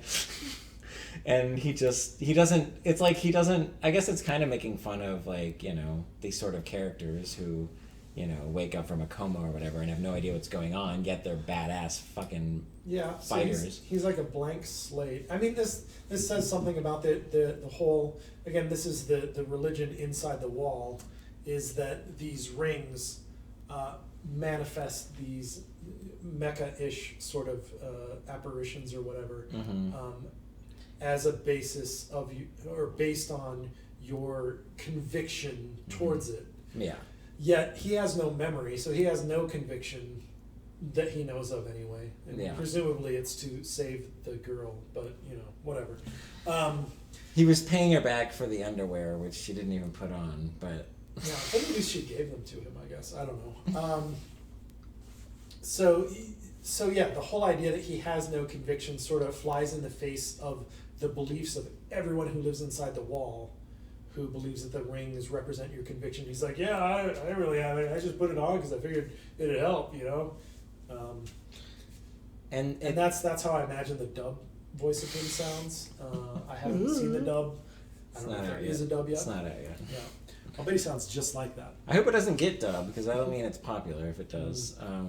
But everything you just described is like it's not well rated. The reason I think it's a not technically an isekai, but is an example of a bad isekai, in the sense like we're talking about derogatorily, because it's an isekai in the sense that he's thrust into this world beyond the wall that he's not from. He's a stranger in a strange land, but he's void of any personality. He's void of any memory, and he has no conviction. He has personality. I guess. I mean, say he's void of personality. Like he's like, there's nothing sort of egocentric, and you know, like I say, he's a douchebag. He's not just completely blank towards everyone there. He's true. Sort of a douche. Yeah, he is kind of a douche. Self-centered douche. Yeah, but that's not a good protagonist, and like. I mean, if you're a self-centered douche, this might be an anime you like, because you can identify with the main character. But you probably watch a lot of isekai. You probably watch a lot of shonen battle anime. Well, hey, I don't know if that's fair. Well, see, that's the thing with shonen. I mean, not all of them. There are bad shonen. Like, this is probably technically a shonen more than an isekai. Yeah. And I think it's bad. But with good shonen, you have a compelling character. Like, you know, you have your Luffy's, or even your Gokus, if you want to go that route. But I would say this is as much an isekai as The Promised Neverland is, because it's not another world. It's just a world that we're not familiar with. Yeah. And I mean, I know I'm jumping ahead here, but like, yeah, I wouldn't say that this is an isekai, even though he is sort of thrust in this world that he's not familiar with. It doesn't have that vibe. Yes, he does come off as like overpowered and everything, but it doesn't. I don't know. Well, to me, we've talked about this before off mic, but an isekai to me is a stranger in a strange land, and the reason it's that is because they're transported to this new world and they get a clean slate. You know, they know no one here, and they're also exploring this like fantasy world. But to me, in this, it's like we're not from his perspective. We don't know where he came from, so he's sort of a mystery. But he's still a stranger in a strange land. The inside of the wall than we know about where he came from outside of the wall. That's true. Which I think is something that they're going to, I assume, is something they're going to explore further. But I think like what's outside the wall, which is why I brought up Promised Neverland, is because what's outside the wall. Yeah, but that show builds up what's outside the wall like so well. Like they're just trying. I mean, Right. Well, it's doing the opposite thing of what we're talking about here. It's not like being thrust inside the wall. It's being. I mean, The Promised Neverland. The Promised Neverland to me earns what you find beyond the wall as a viewer. Whereas this show... Right. But that's the second season of The Promised Neverland, whereas this is like, we're jumping into it from the first season. That's what I'm saying. I think this is like an isekai because it's just thrusting this character into this world, and it's not giving us anything... It's not giving me anything to sink my teeth into. I don't care about this character at all. I'm not invested. There's the underwear and the nudity. Well, that's my point. Like, I laughed at that part, but it wasn't because it was like a character moment. It was just because it was funny. Like, right. I could have just seen like a clip of that and been like, haha. Like... I don't know. Yeah. Clearly, so I'm not. You can't sink your teeth into it. It's more of like a light snack or something, right? Yes. Yeah. Out of all the shows I watched for this new season, this was the most painful, and I will not be watching any more of it. All right. Well, go watch Project Scarred next, and then talk to me about. Well, that's the whole point of this. You already talked me out of that. if you. No, it's really good. I was lying before because I want, I'm one of those those people that wants to like the thing that no one else likes. So I actually really like that show. I just don't want anyone else to like it because then I would like something that everyone else likes, and I'm just not that kind of guy. Mm-hmm. So you should definitely watch it at your earliest opportunity. Simplistic and bland, going through the motions. Those are my final words on. I mean, I did compare the main character to Goku, which is I haven't watched Dragon Ball Z, but I watched the original Dragon Ball, and his character is pretty simplistic and bland, and I mean, I guess that's true. I think he's a lot funnier. At first, I didn't watch all of it. Yeah, I mean, you're right because I've thought about that too. Goku is kind of like a Mary Sue in the sense that he is like this strong, mysterious character. And when you watch Dragon Ball, the original, it doesn't even matter where he came from. Like, it's still a mystery. It's not addressed till Dragon Ball Z. He's just a kid that grew up with his granddad. Yeah. But then as you watch it, he does meet people that are stronger than him, and he has to train, and he's not ultimately, he's not all powerful, but he is in the beginning stronger than he should be. And then they're like, oh, we should give him some reason to get better, I guess. Yeah. They had to push him down a little bit to... And it might just be he's stronger than he looks, because he's a little kid, and you're not expecting it, so it's element of surprise. But I would appreciate it back Arrow more if it wasn't taking itself so seriously. The underwear thing was funny, but if you take that out, it all seems so serious. This whole war that's going on is there's another show we'll get to coming up that I think did it much better, where it takes... It's still the first episode. It's still set up. They have to create the world. Yeah. They have to, let you know that there's these tribes and they're very serious about things. But then there's the people that live in the village. They're pretty laid back and cool. And then there's this guy that comes in that is just sort of off the wall. Yeah. They're sort of showing you that range, that spectrum of characters that are in this show, while setting up the overall worldview, I guess. I don't know. I'm not saying it's great or anything. You're gonna watch at least the second episode. I'm just arguing against your statement of how bad it is. Which is fair. I gave it a D+. And it is not good, but I don't know that I would say bad. Okay. I very much doubt that I gave it a 4. I probably gave it a 5. And having discussed this with you is surprising to me. Because this is not typically a show that I would like. And I think going into it, I knew that I would not like it. And I may have judged it in a better light, expecting less going into it. I'm coming the case, right? And I'm coming from the opposite. Not that I had high hopes, but I was like, oh, maybe this will be cool. And I was like, wow, I'm severely disappointed. Yeah, and in reading the synopsis and looking at the poster art and stuff, it looked like something that I would not like, and so I was surprised that I liked the nudity and underwear humor that was presented, and the overall concept, the sort of sci-fi aspects of it, and I don't know. I am interested in what the wall's about.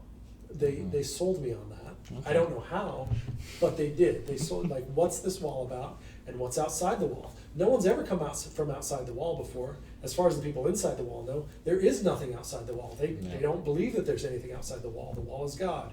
All of that amounts to I at least have a modicum of interest in Okay. seeing where it goes. Well, this is good. I like But this. it could turn south real quick. This will be one you'll have to keep me posted on. Oh, you're not gonna watch anymore? No. Oh, okay. And I'm sure there'll be some that I'll let you know. I'm sure there'll be the reverse too. So the dungeon only I can enter, I believe, is the English title of this one. Oredake. Yeah, the hidden dungeon only I can enter. Haireru, yeah, haireru. The hidden dungeon only I can enter. I can only imagine what garbage lies within. Feels like another sort of isekai, overpowered, character thing. Some etchiness going on. That's what it looks like going in. Was this one? Maybe a little bit. I'm just imagining. Like the hidden dungeon. There was only one thing that was ecchi enough that made me uncomfortable this season, and we haven't gotten to it. Oh, okay. So it wasn't that bad. It had some, but it wasn't overly ecchi at all. No, it was. There was some unnecessary shots, panning shots. You know the ones I'm talking about. Yes. But no. It's like where the camera is perverted. Yeah. There was some of that, which is in so many things that you can't dismiss an anime because of that. There are ones that you watch Prison School. Yeah, but that's explicitly that's right, and those are the ones that I don't like. The ones that are overtly this is kind of pervy and we're into it. If I like the writing, then I'm into it, like Prison School. But if it's a show like I'm thinking of not Vampire Diaries. What is that show called? That's an actual live action show. Rosario Vampire is a show that from Rosario Dawson. No, Rosario Vampire is a show from long ago at this Dawson's point. Creek? Rosario Dawson's Creek.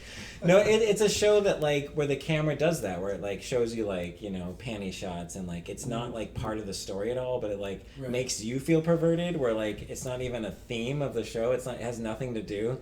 It's not even oh my god, this character was looking up a skirt. It's no, you the viewer were doing it, and it's that where I have a problem with it because I'm no, this. Don't tell me how to feel. But it's not even pertinent to the story. I see. No, I have seen those that are. The camera is overly aggressive with those shots, and this wasn't one of those. No. Oh, okay. This did not have any of that. Okay. To my recollection. No, it's about a character who like in your standard isekai, is overpowered for no apparent reason, but he never uses his power because it gives him a headache that he does. And what's his power? So then one day he decides, I'm going to use my power, even though it gives me a headache, so that I can try and get into this military school or something. He's trying to win some challenge or something. I don't know. He's trying to do something, and he's I'm going to use this power that I've never used except this one other time, and it gave me a headache, and I've never used it since because it gave me a headache, because headaches are the worst thing you could ever have, I suppose. Anyway, not even a migraine. He uses this power to reveal the location of something that will help him in his quest that he has decided for himself, which is this secret dungeon that no one else knows about, and he knows the way to enter because his power sort of gives him that knowledge, because it is one of those powers that is super overpowered, although he doesn't realize it. So the power does a lot of things. The power reveals to him whatever he wants it to reveal, and then gives him a headache. Have I mentioned the headaches yet? All right. There's a lot of headaches. Is there a headache counter in the show? God, there should be. No, because there's only two, because he only uses the power. They refer to him having used the power in the past once, and then they show him using it one more time. And then from there, he gets into the secret dungeon and finds this character that has been trapped there for hundreds of years somehow. And she just happens to be very attractive. It just happens to be. She gets a lot of panning shots. No, panning, not panties. Anyway. And so he finds this this character who's been trapped for hundreds of years, and she just happens to have a really super strong power as well, and that power is that she can give herself any power, and also she could give any power she has to anyone else, including the power to give themselves a power, and to give that power to other people. Please tell me you're dropping this. Is this one of the 4? Come on. Yeah. I don't think I gave it as adequate a description as I could have, but I think you got the gist of it. I already would have stopped watching by this point. I don't know how far in the episode we are, but it's pretty silly. It does a decent job of poking fun at the isekai genre that it is really too rooted in to make fun of, I think. It's trying to have it both ways, where it can make fun of it, but also be one. Right. And I can tell, we're looking at my anime list, it's got 61,000 people interested in it. That's one of the highest we've seen. People like this isekai. list. I mean, not as much overseas as in Japan. Like, this is can you scroll back? Probably really popular. Can you scroll back up and compare that to the Promised Neverland second season? Okay, so 105,000 for Cells at Work. That says something. Okay. 163. 300,000 for Promised Neverland. Okay, that puts things into context. Neverland is the second or third most popular. As it should be. Populous, I suppose, is probably the right word. Show this season. For good reason. It's pretty high up there. Anyway, I actually don't know if I put this on my drop list. I think I didn't. I think it just barely squeaked by. It probably got a 5, which is like a low C. I predict you won't watch anymore, but we'll have to wait and see if you have an update. Yep, I gave it a 5. This one, I'm more likely to watch another one than the one that I previously said I probably wouldn't. Oh, okay. It's the humor in it is at least, I don't know. We'll see. I'll let you know next week. All right, Horimiya. Yes, this I did watch. Did you? Yeah. Oh, good. And I have some notes on it. I was sort of excited about this one. It was on my list. Comedy, romance, like all of the things that I like in an anime. And it's the only straight up romantic comedy that I have seen this season so far. I haven't seen everything, but yeah. So this one I was excited about. I was looking forward to. You saw the trailer, or you knew about it, the manga, or what?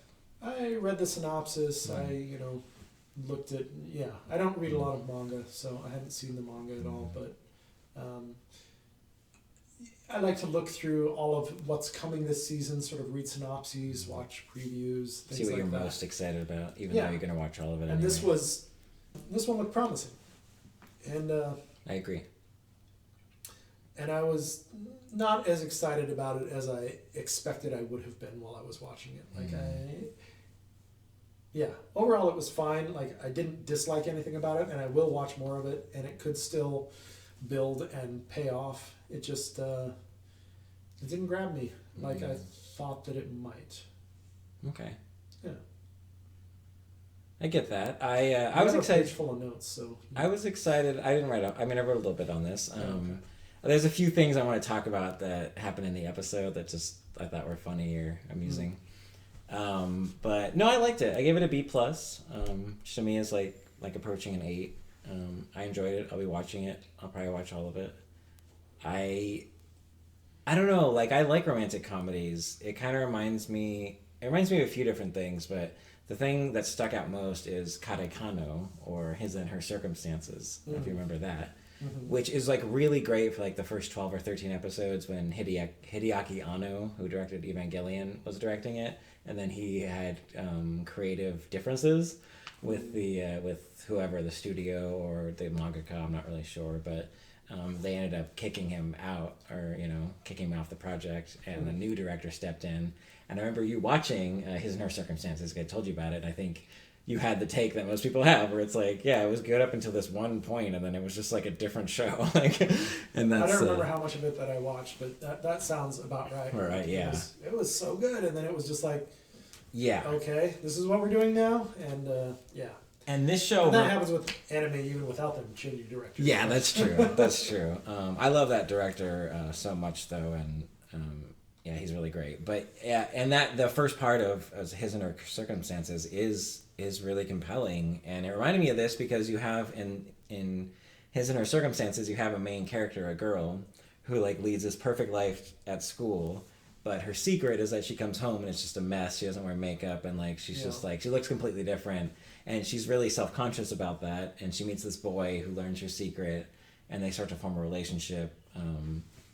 But at first she's really afraid that, of him, that he's going to expose her. And this wasn't that extreme, but like it had that going on, and it was actually more the guy this time. Yeah. We still have a main lead. Sort of the deep secret, although he was. They're kind of both doing it actually to an extent, but just not more like his is more extreme. Right. Yeah. His hidden secret, I guess, is more extreme, and he's not like the popular guy at school. Like he blends into the shadows to try and help himself hide his secret identity outside of school, whereas she is. But he also seems shy or like timid too. Like when I remember when that other purple-haired classmate was talking to him, like interrogating him about hanging out with the main character. He was like he had certain like they're at school, and he had certain like he was like sweating and just really sheepish around him, but. I just thought he was more like blasé about it, like he didn't care. Like he's like, I don't know. Yeah, I could see that. I guess it could be taken either way, like, but anyway. But her character is like I don't think she's like super popular. She's not like the queen of the school or anything like that. No, a lot of other girls are like, she's so pretty and like, why don't you have a boyfriend and stuff like that. But it's not like she doesn't seem like, like she's not. She's reasonably popular, just, sort of normal plus, I guess, maybe.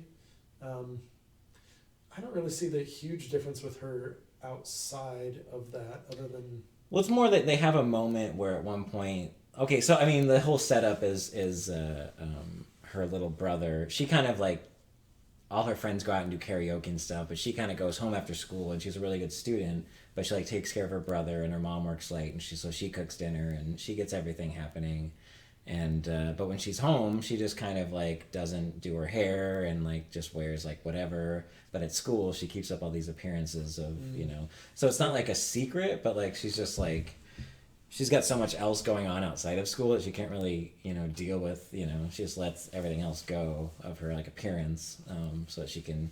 So I don't know if she's, like, ashamed of it, but, like, she eventually meets this classmate of hers who she doesn't recognize. Her brother, like, is playing... they don't show that, but he's, like, playing and hurts himself, or a dog is trying to get him or something, and he...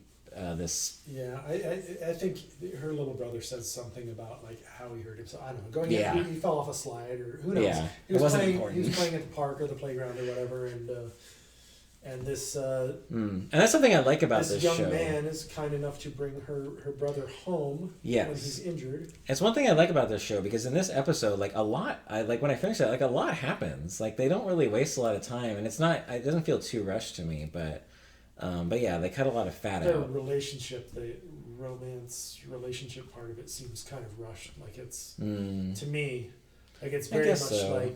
like you're delivering the setup so far, so we're not really to that point. But once she realizes that this is her classmate. Yeah. Okay. So she meets this guy, right, and she realizes that it's her classmate. But when she sees him. He's got like piercing, like several, like a lot of piercings and like chains, and he wears his hair up, and he doesn't have his glasses on that he normally does. So he looks completely different. Yeah. And this is they start the guy that the other titular character. Yes. That we referenced earlier. And he is way more ashamed, or at least secretive of his secret. Seemingly so at school, but when he brings her brother home, he's like, whatever. It's just at school. He is surprised that she doesn't recognize him. Yeah, that's true. But I could see that too. And he's not trying to hide it. Like he doesn't put his hair down to cover the piercings. He doesn't put his glasses back on. He just walks in like full glory of his secret persona. I hadn't thought about that, but I guess like if like in his perspective, if he really wanted to keep it secret from his classmates. In that situation, he wouldn't have drew attention to it, right? Yeah, right. He wouldn't reveal it, because at this point, at the point that he brings her brother home, to her. They have no relationship. They don't really know each other other than, they're in the same class and they're vaguely aware of each other. Yeah. Right? So unless he's like making a conscious effort to reveal this side of his persona to her for some reason, which isn't indicated at all. Yeah. Why that might be that he chose to do that. I kind of relate to him. Not that I have like a secret like that, but I mean, as we all do, I put a face on at work and stuff like that. Yeah, everyone does. But I think if you don't. But I'm the type of person, and this is why I relate to him, because like when he so like we're saying right with this example, like, he just comes out and says it, but he's kind of like sweet and innocent when like in his behavior. So I see him. I don't know if this is like what they're going for, but it's working for me on the first episode. This take on it. But like if he is trying to keep up, he got these tattoos and piercings, but he is kind of a sweet person. He doesn't fit this like stereotype of like being like a jackass or like some sort of rebel punk, that's like, gonna fight you or something. Like, yeah, the way he appears with all this stuff he has, and he has these crazy tribal tattoos going up his which is revealed later, but yeah, he gets that. We're spoiling all of this. I mean, if you didn't know that at this point, no one's listening to this anyway. But realistically, anyone listening to this should have watched everything that they want to watch before they listen to it, because if you haven't, then we'll have to start the show with a disclaimer. But anyway, what I relate to is that like when this one guy, like we get to, he starts hanging out with this girl a lot, and there's other things I want to bring up still, but eventually I mean, it runs through that really fast, like them hanging out and then like that's being questioned as being a couple or something. Yeah. Basically. Yes, and so it's the course of like 2 minutes in the show, I think. But I guess I'm derailing myself so much here, but I'm going back to what I was originally saying. But like during that, since we're going in order, like during that point, they start hanging out a lot. And you can tell that like they like each other, and they have some of these exchanges where it's like, but they're both kind of sheepish about it, and like she gets really embarrassed, and he's kind of an idiot, but like a lovable one, and he's kind of sweet and kind of innocent, but she doesn't, she's just thinking about like how she feels, and so they're kind of having this like back and forth. But then it gets to a point where she kind of like blurts out like, I don't want anyone else to see you, the way I know you, like how you really are, but then she gets really embarrassed, and she's like, forget I said that, and she like goes to the kitchen, which is in earshot. And then he, after a beat, like pipes up and pretty much mirrors the sentiment, and for me, it like really sold that like them like having this connection, because like it's not like they've fallen in love and they're gonna be together now, but he echoed that same sentiment after thinking about it, and it seemed really heartfelt. And then she was just like started calling him an idiot over and over, or whatever, and they turned it into sort of a gag.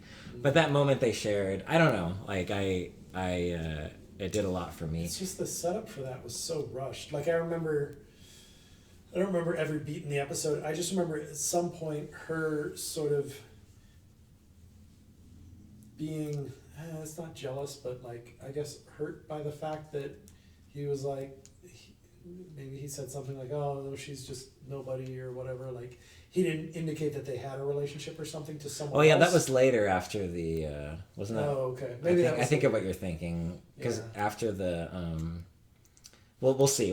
So it escalates to the point they're hanging out so much that people at school start noticing. Yeah. And then this guy, this purple-haired dude, I don't know his name, but they introduce him early on in the episode, but this is later on after they've been hanging out, and he notices and he confronts Mia, whatever his name is. Miyamura. Okay. Miyamada. Miyamada. All right. That's helping. He confronts Miyamada and is, and I really like that exchange too, because they are high schoolers. Some of these shows like don't handle it so well, I think. Like this to me seemed more realistic of actual high schoolers, and but like he confronts him about it, but the Miyamura's like so sweet about it. He's just like thinking out loud, and he's like, wait, you have a crush on her, and then the other dude gets all embarrassed, and you're right, I was skipping it. okay. And yeah, he the dude gets all embarrassed, but then it kind of just like in the end, Miyamura like basically sets him up. Like he's like he's like, I'm gonna ask her out. Is that cool? And he's like, dude, why are you asking me? And like, so he tells him the nature of their relationship. You know, we're just hanging out. And then he says what you were referring to, which we'll get to, of her freaking out. But he says basically like I think she's just being nice, and like I don't think there's anything. I don't think it would be a good couple. But that was more just him to me. This is another like how I relate to him, where it was like low self-esteem, where he was like, which seemed really realistic of a high schooler to be like, yeah, you're right. Why would she be with me? Like she's just being nice. He's clearly very emo. I mean, yeah, yeah. He denies being an otaku, but not an emo. Yeah. Tattoos, the piercings, and everything. Like he's supposed to be an emo character. Yeah, which is But it's not like, I don't know, like it's not like super cliched. I don't know. I like him as a character. I think he's sweet. He's a likable character. And like he's got some depth to him, and he's he's relatable, like in his way. Like he's not a self-insert character. And he has. There's some writing going on there. I like the show. Sorry, we're not rounding up yet.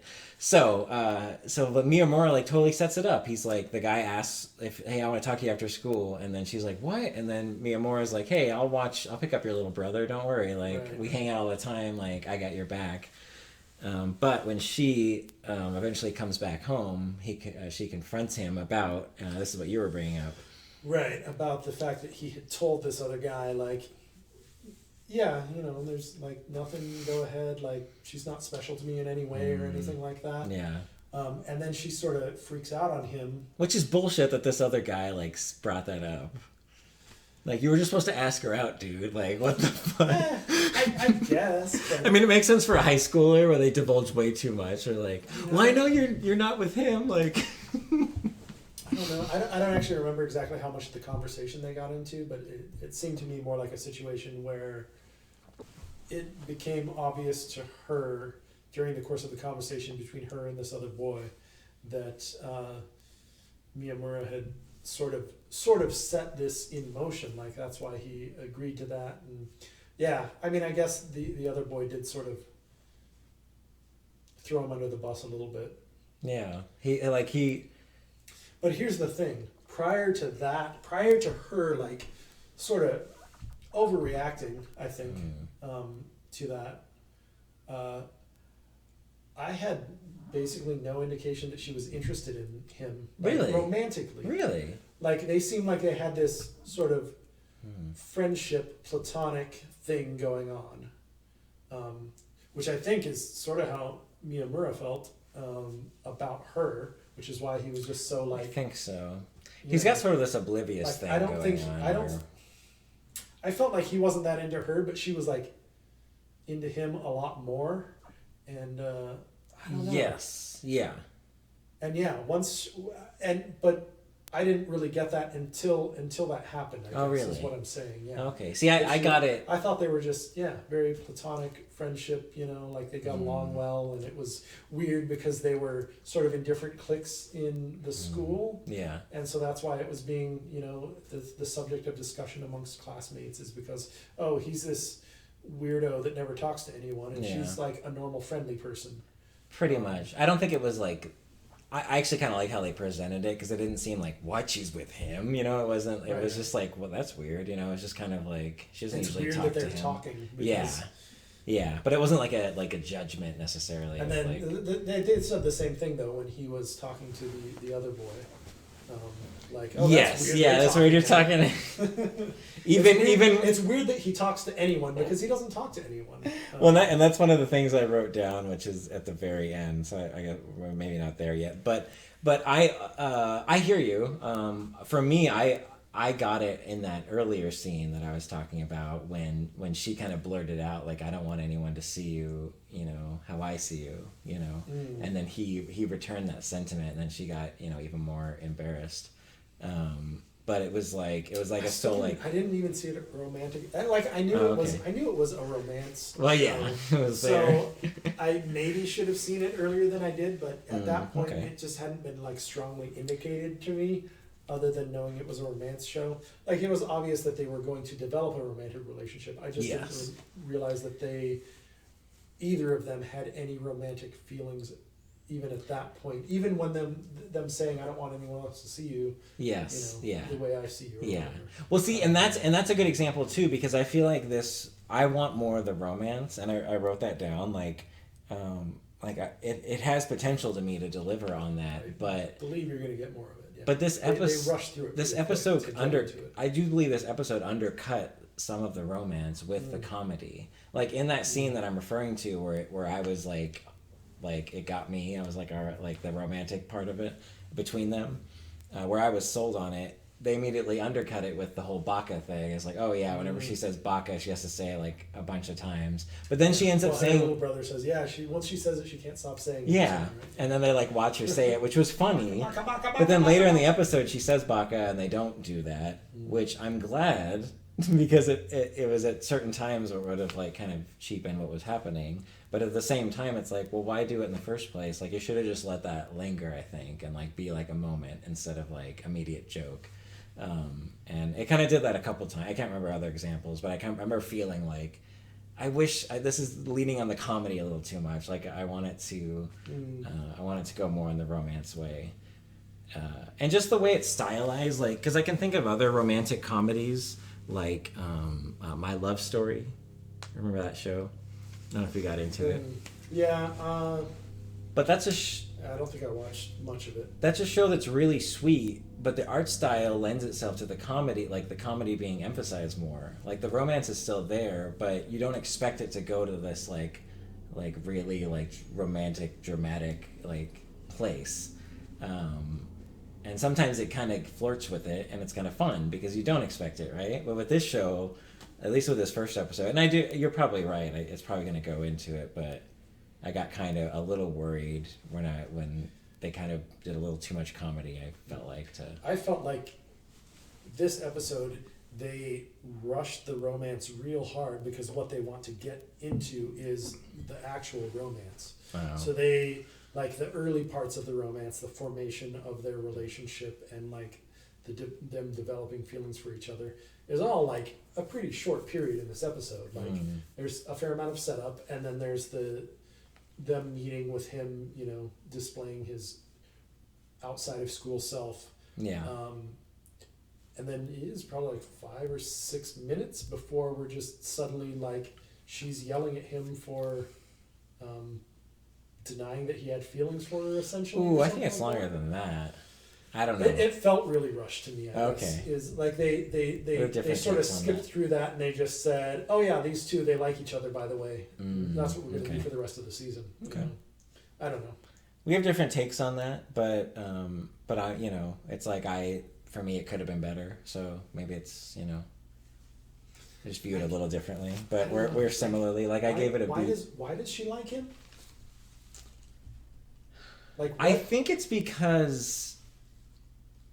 What characteristics did he display that she liked, that she like latched onto, to feel that strongly about him within the short amount of time that I do think it's because how sweet and endearing he is, because like with all her other friends, it's like, oh, let's go do karaoke, and like, let's do this, let's do that. But like, she has all this stuff to do. She has to take care of, her mom. We haven't even seen the mom yet, and that might just be a thing. I don't know.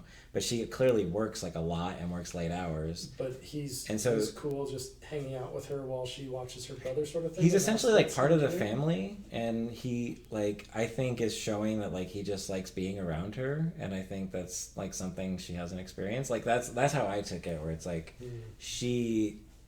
maybe it's not that it's him, but he is so sweet and like kind of mild mannered that like he just like sticks around. Because I think in that one scene where like she blurts that out and is like, I don't want anyone to see you like I see you or whatever.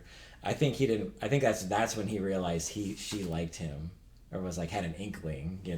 I think before that he's completely oblivious, because she had said some other things that just went over his head. I can't remember exactly, but there was like at least one other thing where she was like, oh, I like, like complimented him, like kind of in a weird way that should have stood out. But that's how I take his character. And maybe I'm misreading that and like it'll be betrayed, but only time will tell. But like that he's like oblivious and very just sweet and mild mannered, despite his like appearance of all these chains and earrings and stuff he's got going on. Yeah, I guess that's maybe the thing that they're leaning on too much is him being, this rebellious sort of societal separatist sort of, separate from society sort of guy. Yeah. Well, it's like they're like doing it so like he's viewed that way, but that's not who he really is. And so... But I guess they're both kind of misunderstood because she's putting on this front of being like this like stellar student who is popular, like maybe not the most popular girl in school or whatever, but like. But she is a stellar student and she's popular. Yeah, but she puts on. I mean, when she's at, I don't know. It's because she spent, her real life is actually at home, like taking care of her brother and like cooking meals and like making everything happen because her mom's at work, and now he's a part of that, and so I don't know. That's where I was getting his and her circumstances vibes. I don't know. Well, yeah, we'll have to see how it goes.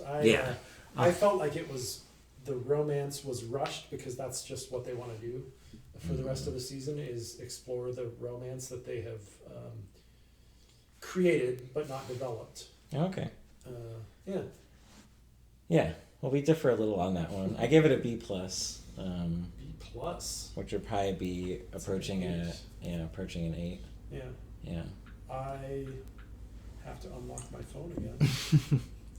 And then I have to find it in my list, which is not Horimiya. Any sort of correct order. It was one of the later ones I watched. Oh, there it is.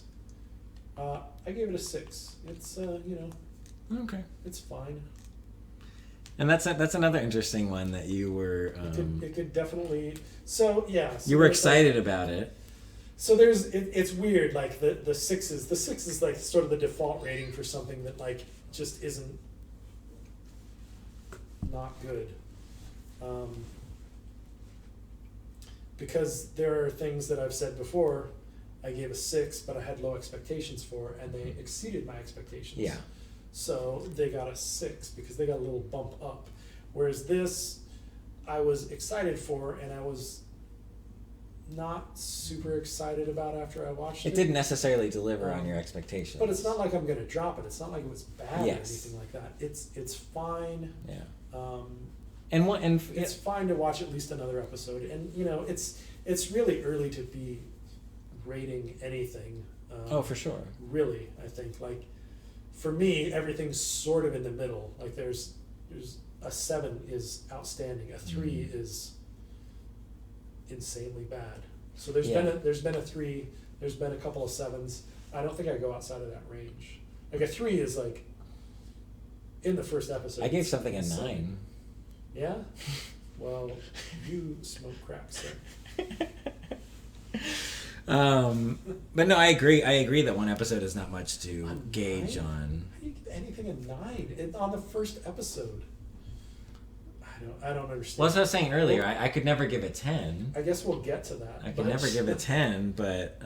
I guess we'll get to that, and you can explain it at that time. But yeah. All right, the Doctor of Strange Afflictions, Ramune. I don't remember what the English title is, but it's something like that. Yeah, I remember.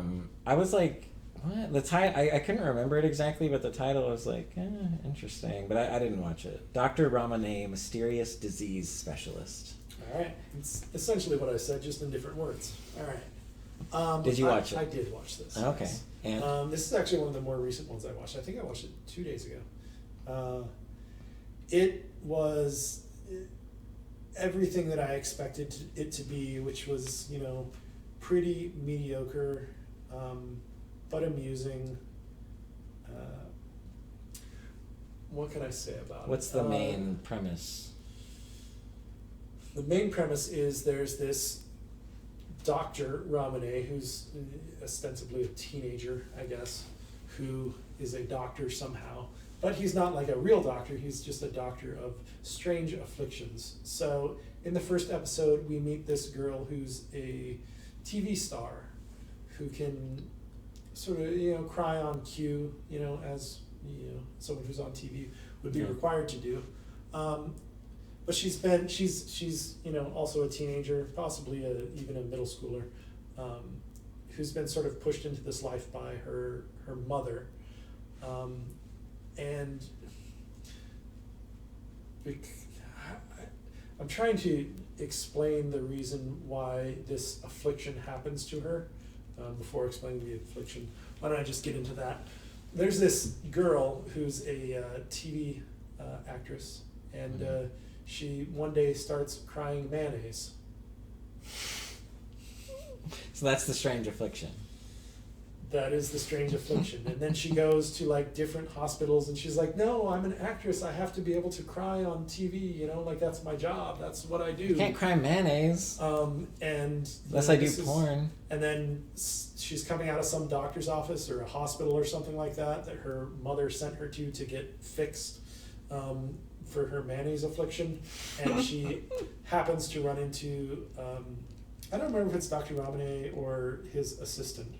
It's probably his assistant, who then brings her to this pseudo doctor, who specializes in, I guess, yokai curses sort of thing. Not really curses, but yokai sort of stuff in general, spiritual sort of afflictions and things like that. And so he sort of delves into like why this is happening to her and gives her a pseudo cure, which isn't actually a cure for the thing. It's just, it is actually more of a cure. I don't know how to describe it. I'm trying to remain spoiler free. Not that I necessarily need to. Well, you're thinking like a Curse of the Week kind of show where it's like. Yes. Is it like? So is it trying to be particular regard gave me like Bake Monogatari sort of vibes. Oh, like it's there's, but it's so Bake Monogatari, there were arcs, and all of the arcs were different afflictions, and they were much more involved. This seems like a Curse of the Week sort of thing. Like week 1, the girl who cried mayonnaise. Week 2, who knows, right? We'll find out. She cries more than mayonnaise, by the way. There's also she said that she's cried, in the episode she cried soy sauce, shoyu. She has said a number of other condiments that she has cried. Some salsa. She's just a girl that cries condiments for some reason, and it's all because she is angry that her mother has sort of forced her into this life of acting, and now her mother's no longer acting like a mother but more of a manager, and his cure is to give her a tea that makes her speak the truth, and then she says all sorts of horrible things to her mother and makes her more angry, and everything seems like it's getting worse, but then suddenly everything's fixed. Is it more comedic or dramatic? It's a handful of each. Yeah. It is probably slightly more comedic. Okay. The subject matter, but obviously, based on the description I gave you, is like dramatic subject, but he's a comedy character. Basically he's the comedy character. I think even his assistant, sidekick, whatever you want to call him, he's a pretty serious, straight-faced guy. He looks pretty lax. Yes, Dr. Ramune himself looks pretty lax. All right. Are they? Is it similar to like Cells at Work or Heavenly Designs Team, where there's actual scientific facts or trivia or anything? No, it's all spiritual. Okay, just I was gonna say BS, but I was thinking there might be a better word for that. Pseudo science. I don't know. It's not even pseudoscience. It's they're just making shit. It's very spiritual nonsense. Okay. Hokum, snake oil, what have you. Okay. Pure fantasy. But it's mildly amusing. It's not bad for what it is. If you're into that sort of thing, then it's probably a thing that you'll like. There you go. You heard it here first. I'll probably watch another episode just to see where it goes. Okay. Even though I know where it's probably going, and I'll probably drop it after the second episode. Good or bad, it's probably not going to be bad. It's probably going to be the same thing, essentially, or on the same level as the first episode, which was decent. It was fine. It's just not a show that I am terribly interested in getting into. Fair enough. So we'll probably get cut. It could take a wild turn that just like hooks me somehow. I don't see that happening. We'll see. Yeah, I mean, sometimes with these shows, the shoe hasn't dropped yet. You never know, right? Yeah. All right, Kemono Jihen. Kemono Jihen. I mean, I don't know. All right. I will watch more. I gave it a C. I'll just. Also, we're just gonna start with that up front. I don't know how else to start with this one. I also will watch more. I think I probably gave it a 6. If you wait while I unlock my phone. I was kind of annoyed with some things, but I thought it looked good, and I like the we get into some like the action scenes were nice. They looked nice, and I gave it a 7. I gave it a 7. Okay. Yeah. Well, I gave it a C. So I mean that's a. I think I had higher hopes for this than it paid off, but it feels like it's going in the direction that I was hoping for. So I gave it a sort of optimistic 7 at this point. It left me more, and I almost don't even want to go into what this episode was about. I mean, we can, but like, it left me wanting more at the end. But most of this first episode seemed pointless to me. Like, you could have just set up like this kid's backstory, like with like in like 3 minutes. Like you didn't need to spend a whole episode because like. Correct me if I'm wrong, but like his whole village and every, I don't know if we should set up what actually happens in it. I mean, we've spoiled everything else we've talked about, so just go for it. I don't want to spend too much time talking about this, but anyway. I got like 23 minutes. This paranormal investigator shows up to this small town, and he's from big old Tokyo, and they're like, oh boy, and there's all these kids like excited about it. And I'm just going to spoil it, like he has been hired to kill this kid who... Well, that's more spoilers than I was thinking we were going to go into. Yes, I'm entirely spoiling it. Because and here's my reason. Because I mean maybe I'll be proven wrong and like I'll be, ridiculed for years to come. But I don't think any of that is important. I think it was just getting us to where the second episode is going to pick up. So it's story, sort of backstory for the main investigator guy, and sort of some character revelations about him, and also a fair amount of like character setup and development for the boy, who I assume is going to be a series regular, but I don't know. I could be wrong. Yeah, I think so. I mean, I guess if they would have like set up the what he was like supposedly there to investigate to start with, all these animals that were being eaten and stuff, that wasn't revealed. No, they set that up really quick, I thought.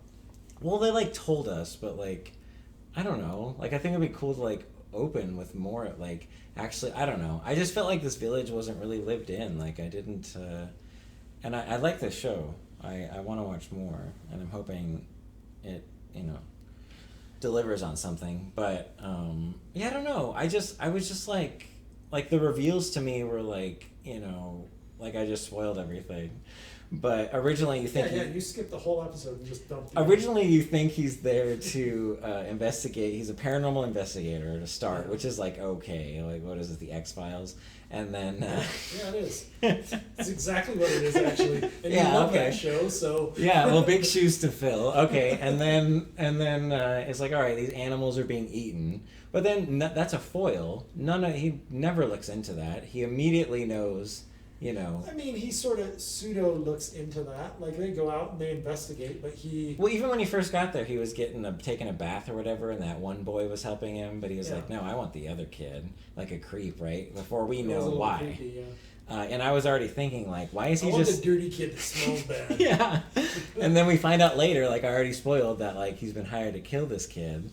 So, of course, he drew him near. But, like, But when that's revealed... All I'm saying is the only investigating he did of the animals was by talking to that kid. He told him about it. Right, but when that's revealed, that's sort of an oversimplification of why he was there. Was that really why he was told, like, come here and kill this kid? When he said... I doubt very much that he would have come to do that if that's what he was hired to do. When he said that... He was hired to investigate this paranormal thing that was happening, but then when he got to town and he talked to the aunt who was taking care of Stinky Kid, who worked in the fields, Yeah, no, they said it, like, I think very directly, matter-of-factly in the episode. When he got to town, she said, you know, there's these animals that have been being killed. This is this kid's whole backstory, and I think he's responsible, so I want you to kill him. So prior to coming to town, he didn't know that. But when he got there, yes, he knew. I didn't take it that way. I think they very But why would he just like... see, this is where I take issue with that. Because it's like, why would he go there just to investigate, and then some lady, I'm guessing, is paying him, right, to kill this kid? Like, why else would he do it? But then he's like, I'm here to investigate, but then, okay, I'll kill this kid. Why not? I mean, they don't reveal the actual content of the conversation that they had. Yeah. It's just sort of more of him saying, like, this is the gist of the conversation. Well, that's why I think he was actually hired by this lady to... I'm pretty sure it is said explicitly that he was hired to come to town to investigate this. Mm-hmm. And when he got there, he talked to the aunt, and the aunt said, this is this kid's backstory. He's, you know, half yokai or whatever the fuck it is. And he's probably responsible for it, and I want you to kill him. Yeah. I'm pretty sure it's almost explicitly said in the episode that that's what happened. I mean, I guess it's semantics, because... And I say almost explicitly because I don't know if it was actually explicitly said. I don't think it was. I mean, when he... Okay, so basically, because we haven't explained this yet either, but he revealed... And I was kind of annoyed with this, too, but I like the show. I'm not trying to completely shit on it, but, yeah, like, no, he kind of just... I'm interested to see where it goes. He kind of just dumps all this on him, like, oh, you're a demon or whatever he is, I forget, you know, it's like... Yeah. And you can't be killed, you know, normally, you know, we're going to chop your head off, essentially.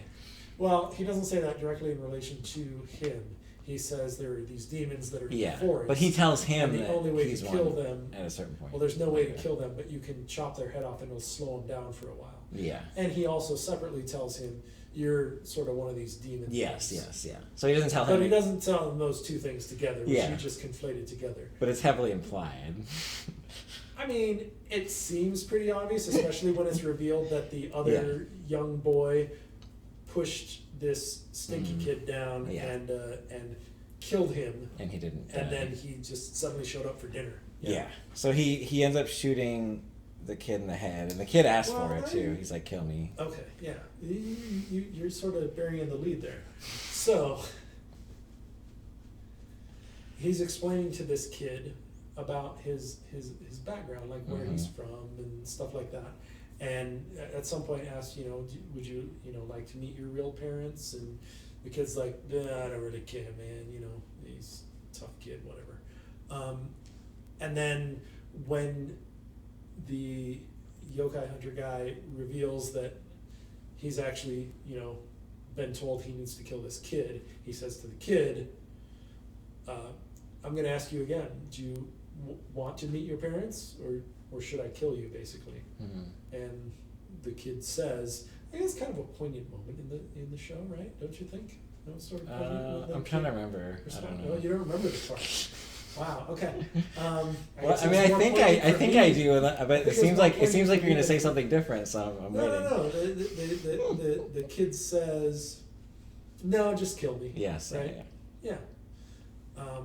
Meaning that he's not really interested in all this crap that this yokai hunter, monster hunter guy has told him. He just wants to die.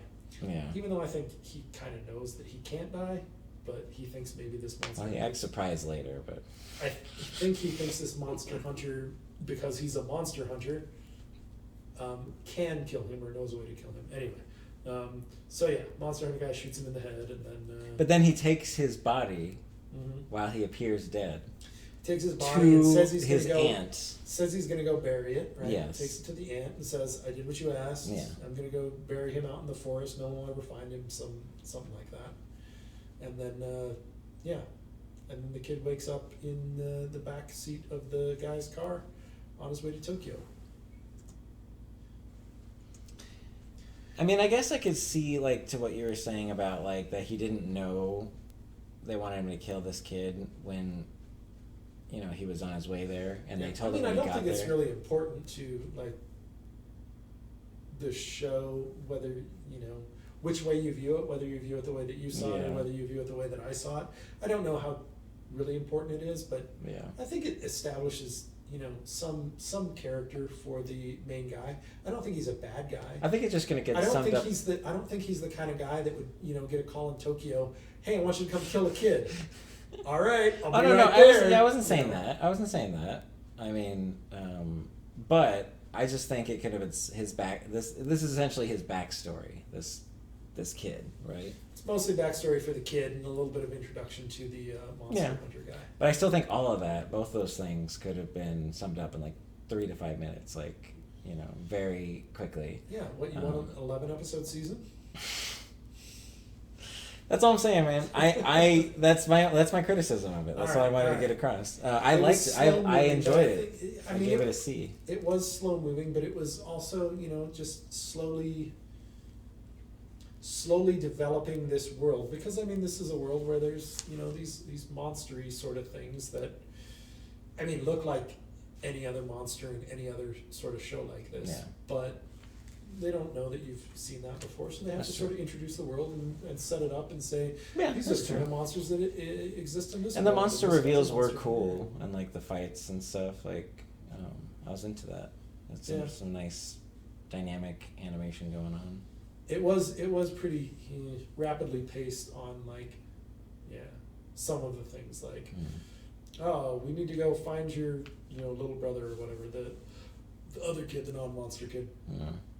Because he doesn't know about these monsters that I've just told you about literally seconds ago. Yeah, it's like, so let's it's go a bit out there rushed. and then, oh no, there's monsters, and oh, by the way, you can't kill them, but you can cut their heads off and it'll slow them down. Oh, hey, do you want me to kill you or do you want to meet your parents? Oh, you want to die? Okay, I'll shoot you in the head. Oh, look, you're alive. Like it all happens really sort of rapid fire towards the end of the episode. The beginning of the episode is pretty slow paced, but it's just sort of I don't know. I think they're trying to gradually ease in and ramp up to the more, I have hopes it'll get better. Exciting parts, I guess. That's another one of those that I think is probably very episodic.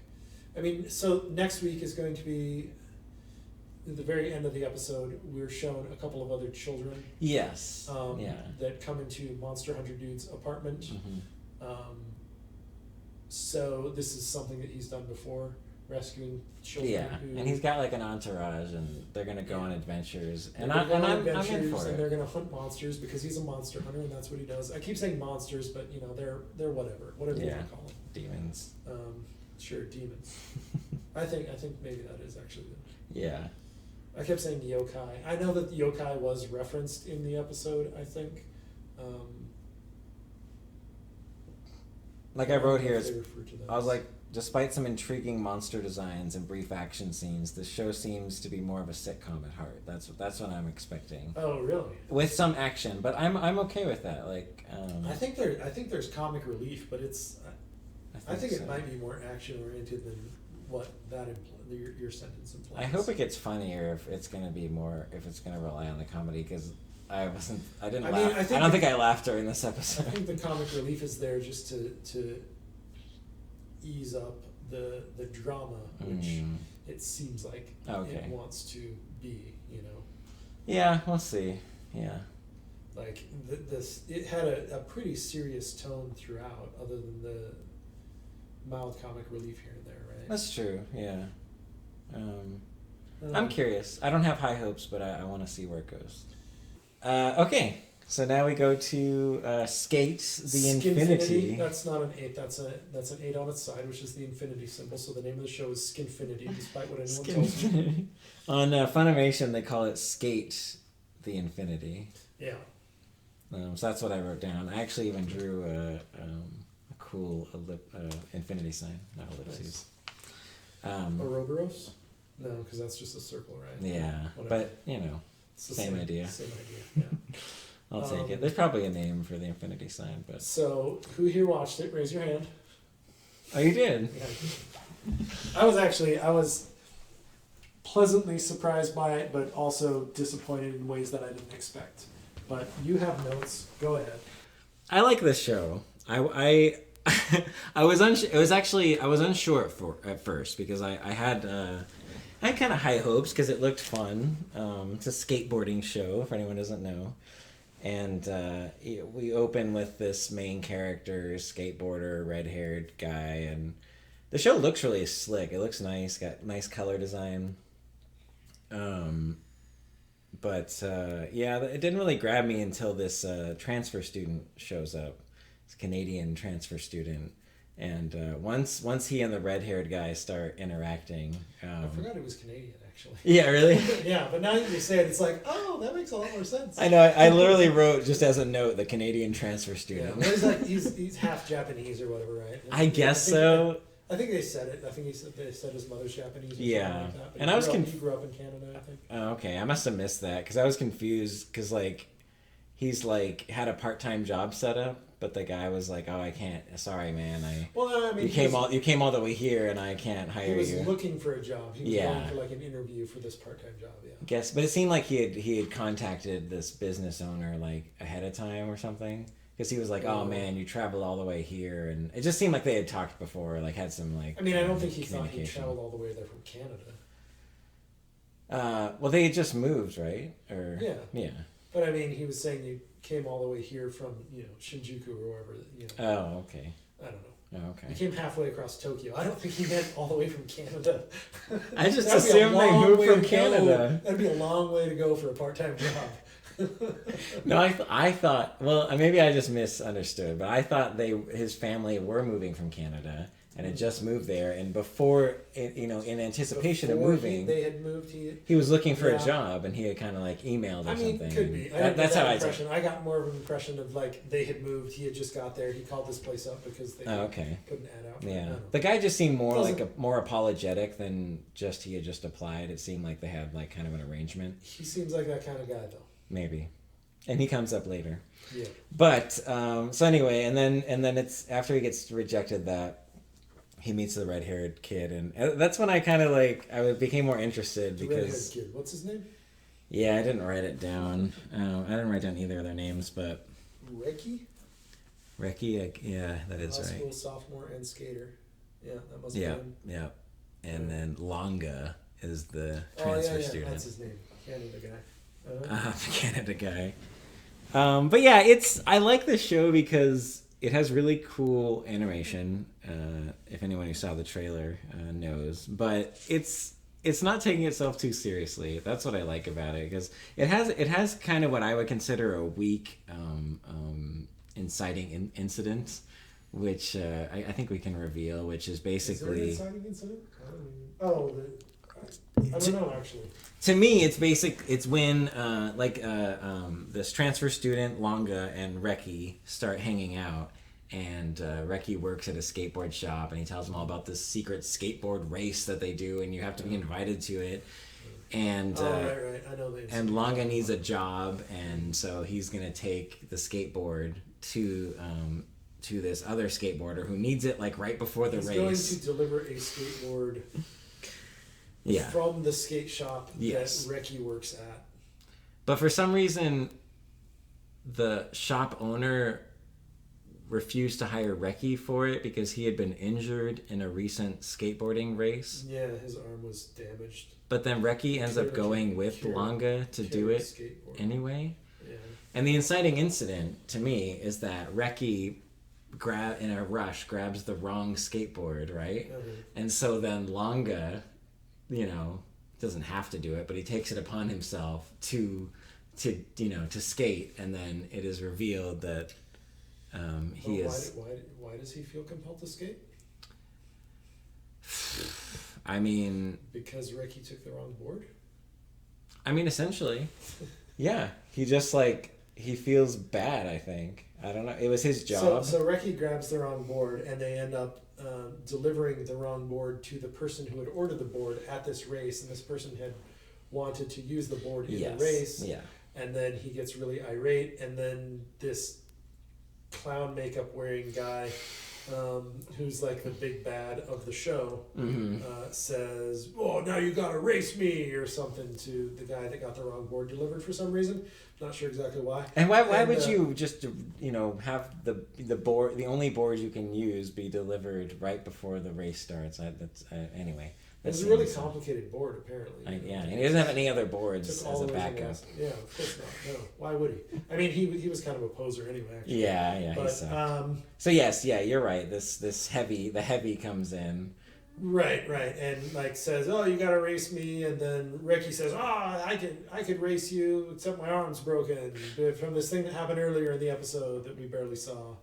And this board, I can't use this board. And then meanwhile, Longa is duct taping the skateboard to his feet. Yes. And he's like, "I'll race him," like this guy who, moments earlier in the show, stood on a skateboard for the first time and fell on his face. You know, as one does the first time they stand on a skateboard. Yeah. Now he's challenging this clown makeup big bad. And inexplicably too, like he's for really no reason. Yeah. He's not prompted to. Yeah. And the race isn't even starting yet. Yeah. He just does it, which I guess is a part of his character, I suppose. But I enjoyed how silly it was, and everything that ensues after that is pretty. I was laughing out loud during the climax of that episode. You know, part of the race. I don't know. I've spoiled everything so far now. And he's grinding down girders and shit. Is that what you're talking about? Well, he does all that, but then he he's getting ready to do this jump after this crazy drop maneuver he did, and over this big gap, and the guy the guy with the face paint or whatever, Punk Heavy, throws up these explosives, and he just he skates over them and does this flip, and everyone, there's triple takes of it as everyone sees it and reacts to it, and it was equal parts oh my god, badass, and just super cheesy, and it really struck me as quality content. It's hilarious. I don't know if I was supposed to be laughing during that, but it was hilarious. I'm not sure you were. All right, so you sort of launched into your impression of it, and then full-on description, and I interrupted you a few times, but my initial impression of this was that I didn't want to watch it for multiple reasons. One, it looks like a shonen, sports bullcrap sort of thing. And two, it's about skateboarding, which I like skateboarding. I used to own a skateboarding shop years ago, and I was worried that it would, not represent skateboarding well. As it turns out, it doesn't represent skateboarding well. It's really pretty silly the way they represent it. But overall, I was kind of okay with it. It was amusing enough, and it definitely had a lot of those shonen sports anime vibe stuff to it. It didn't rely heavily on the sports, I'm going to do my best, although there was a little bit of that. Yeah. At least from the Canadian character. He was the strong silent type. He was the background. And it's the other kid, Reiki, who was kind of an obnoxious twerp. I 100% agree. And yeah, the big finish there, it was a bunch of oh look, he's skateboarding, you didn't really say this, but it's revealed that this Longa character from Canada was a world-class snowboarder or something, I guess, although he never stepped on a skateboard before. Yeah. And so that's why he was taping the skateboard to his feet, so it would be like a snowboard, and then he just uses all of his snowboarding skills to become the best skateboarder in all of Japan, as far as I can tell from this episode. That's another part I laughed. That reveal, I laughed my ass off as well. It's a bit more of the Mary Sue character that we hate. That's true. He's pretty much a Mary Sue, but they're playing the fact that he's a strong silent type kind of takes away from that, because he's not overly rambunctious about it. He's he's not I'm gonna beat everyone. He's not that into it. He's just yeah, I'll do this, I guess, and then he's just super OP at it. And to me, I think it's totally tongue in cheek. Like that's how I took it, where they're like they're having fun, but they're making fun of themselves at the same time. To me, where it's like that whole snowboard reveal. I think you are supposed to laugh during that, where it's like, oh my god, he's a snowboarder. Like of course he is. He's from Canada. And there's even a part after that where he's like, oh, I forgot I have wheels on this thing. Well, because he tries to. So that part made sense from like the snowboarding perspective. Well, yes, yeah, because he's trying to take a corner like really sharp, and on a snowboard you're like leaning way up onto the lip of the board. On a skateboard you can't do that because you have wheels. You know? Yes. No, it totally makes sense. But they were just driving home that reveal, which to me is not only like makes sense. You know, it makes sense in context of what's happening, but it's also just ridiculous that it's hilarious. It's one of those things. I'd like to ask, has anyone ever seen a skateboarding competition? I've seen several in my life. Yeah. I mean, not in person, but... How many have you seen where it just involved going down a steep hill really fast? Oh, none? That's because that's not what skateboarding is. That's like... It's downhill luge, basically, you know? It's like stand-up luge. I don't know. Like... In the 1970s, downhill used to be a thing in skateboarding, but since boards have gotten wider and more flexible, and you know, like have curves at both ends, so you can jump and things, that's not what skateboarding is anymore. It's mostly like half pipe or skate parks or downhill. It's anime, man. They gotta take it to the extreme. And if they were downhill, those aren't the boards that they would be riding. Those are like park boards. Those are like street boards. Those are not downhill boards. Anyway, all right. Sorry, I preempted it by saying that I used to own a skate shop and I was really into skateboarding, and I would just like to... You should have been an advisor on this show. Someone should have been. Like, oh, we'll do skateboarding. Oh, I watched this movie in the 1970s once about skateboarding. They all like went downhill really fast. Isn't that what they do on snowboards? We got a show. Super easy. Well, barely an inconvenience. I'll let you know where it goes because I'll be watching more. I may watch another episode. I can't expect that I will watch more than that, though. No, which is fair. I'm surprised you watched it at all, honestly. It looked better than the other skate anime. That's true. Which was the ice skating one. Yeah. Yeah, not the same kind of... So, like, yeah, I am into skateboarding. I like skateboarding. I haven't actually stepped on a skateboard in a couple years, but... I like the sport of it, so... I thought there was some cool, some cool animation, like he was like flipping the skateboard around and jumping on it. I don't know. Yeah, it was all sort of... Yeah. I thought it was cool, but I have a different perspective. So there's a scene at the beginning where I guess he just ollies over the guy. Yeah. Yeah. And then the snowboarder guy, the Canadian guy. Yeah, long guy. Like, oh, how'd you do that? You know, like, it's some awesome trick or something. Well, he doesn't skateboard. I know, but it's... They made a big deal of it when it... I don't know. No, I mean, I know what you mean, yeah. He was like, oh my god. So they largely misrepresent skateboarding as a sport because... Almost everything that they do in this show has nothing to do with the sport of skateboarding, but ollieing is one of the few things that in fact does, actually. Yeah. Or kickflip, which I think you were referring to. Yeah. Grinding, he did some grinding on those girders. Well, that big jump he does some sort of move. I don't know what it's called. I used to play Tony Hawk Pro Skater, but that's a long time ago. I'm not 100% sure what... Because he's rotating or revolving around. I mean, right. But doing some sort of position. But he's also duct taped to the board. So right. And that's what I was going to say, was the fact that he grabs the board as he's doing that. Yeah. Like you would a snowboard. For no reason, because it's taped to his feet. Yeah. Like you would a skateboard if you were doing that move. But yeah. With a snowboard, I guess they do. Yeah, they do grab it. I guess they do grab it, but that's more for show than anything. Yeah. So yeah, I don't know. Which isn't because it's literally skateboarding does it for show too, right? I mean, some of the stuff. No, you have to hold it. I mean, it's not attached to your feet, so if you do that, the skateboard could actually move away from your feet. Yeah. So you pretty much want to hold it there, so that it's under your Well, feet. yeah. So that when you land, you're. I see what you mean. Skateboard. I see what you mean. No, I get it. Because if you don't land on the skateboard, you're gonna fall down. Mm-hmm. That makes sense. Have you ever ridden a skateboard, George? Nope.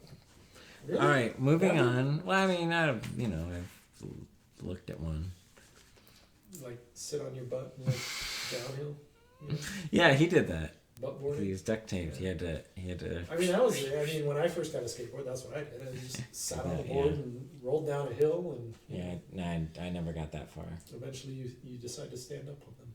No, that didn't No, happen. you never stood on a board. Nope. All right. Well, I'm gonna bring a skateboard over next week. We're gonna Okay. learn how to ollie in your living room. I'll do it on the carpet. Yeah, on the carpet. Yeah, makes it easier because it won't roll away. All right, X-Arm. Did you watch X-Arm?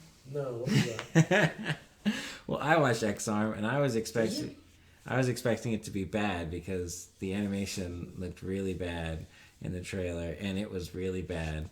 But here's the thing. So we're looking at my anime list, and this is the lowest rating I've ever seen. And it's fair. It's a fair rating. But hear me out. I'm going to continue watching this show.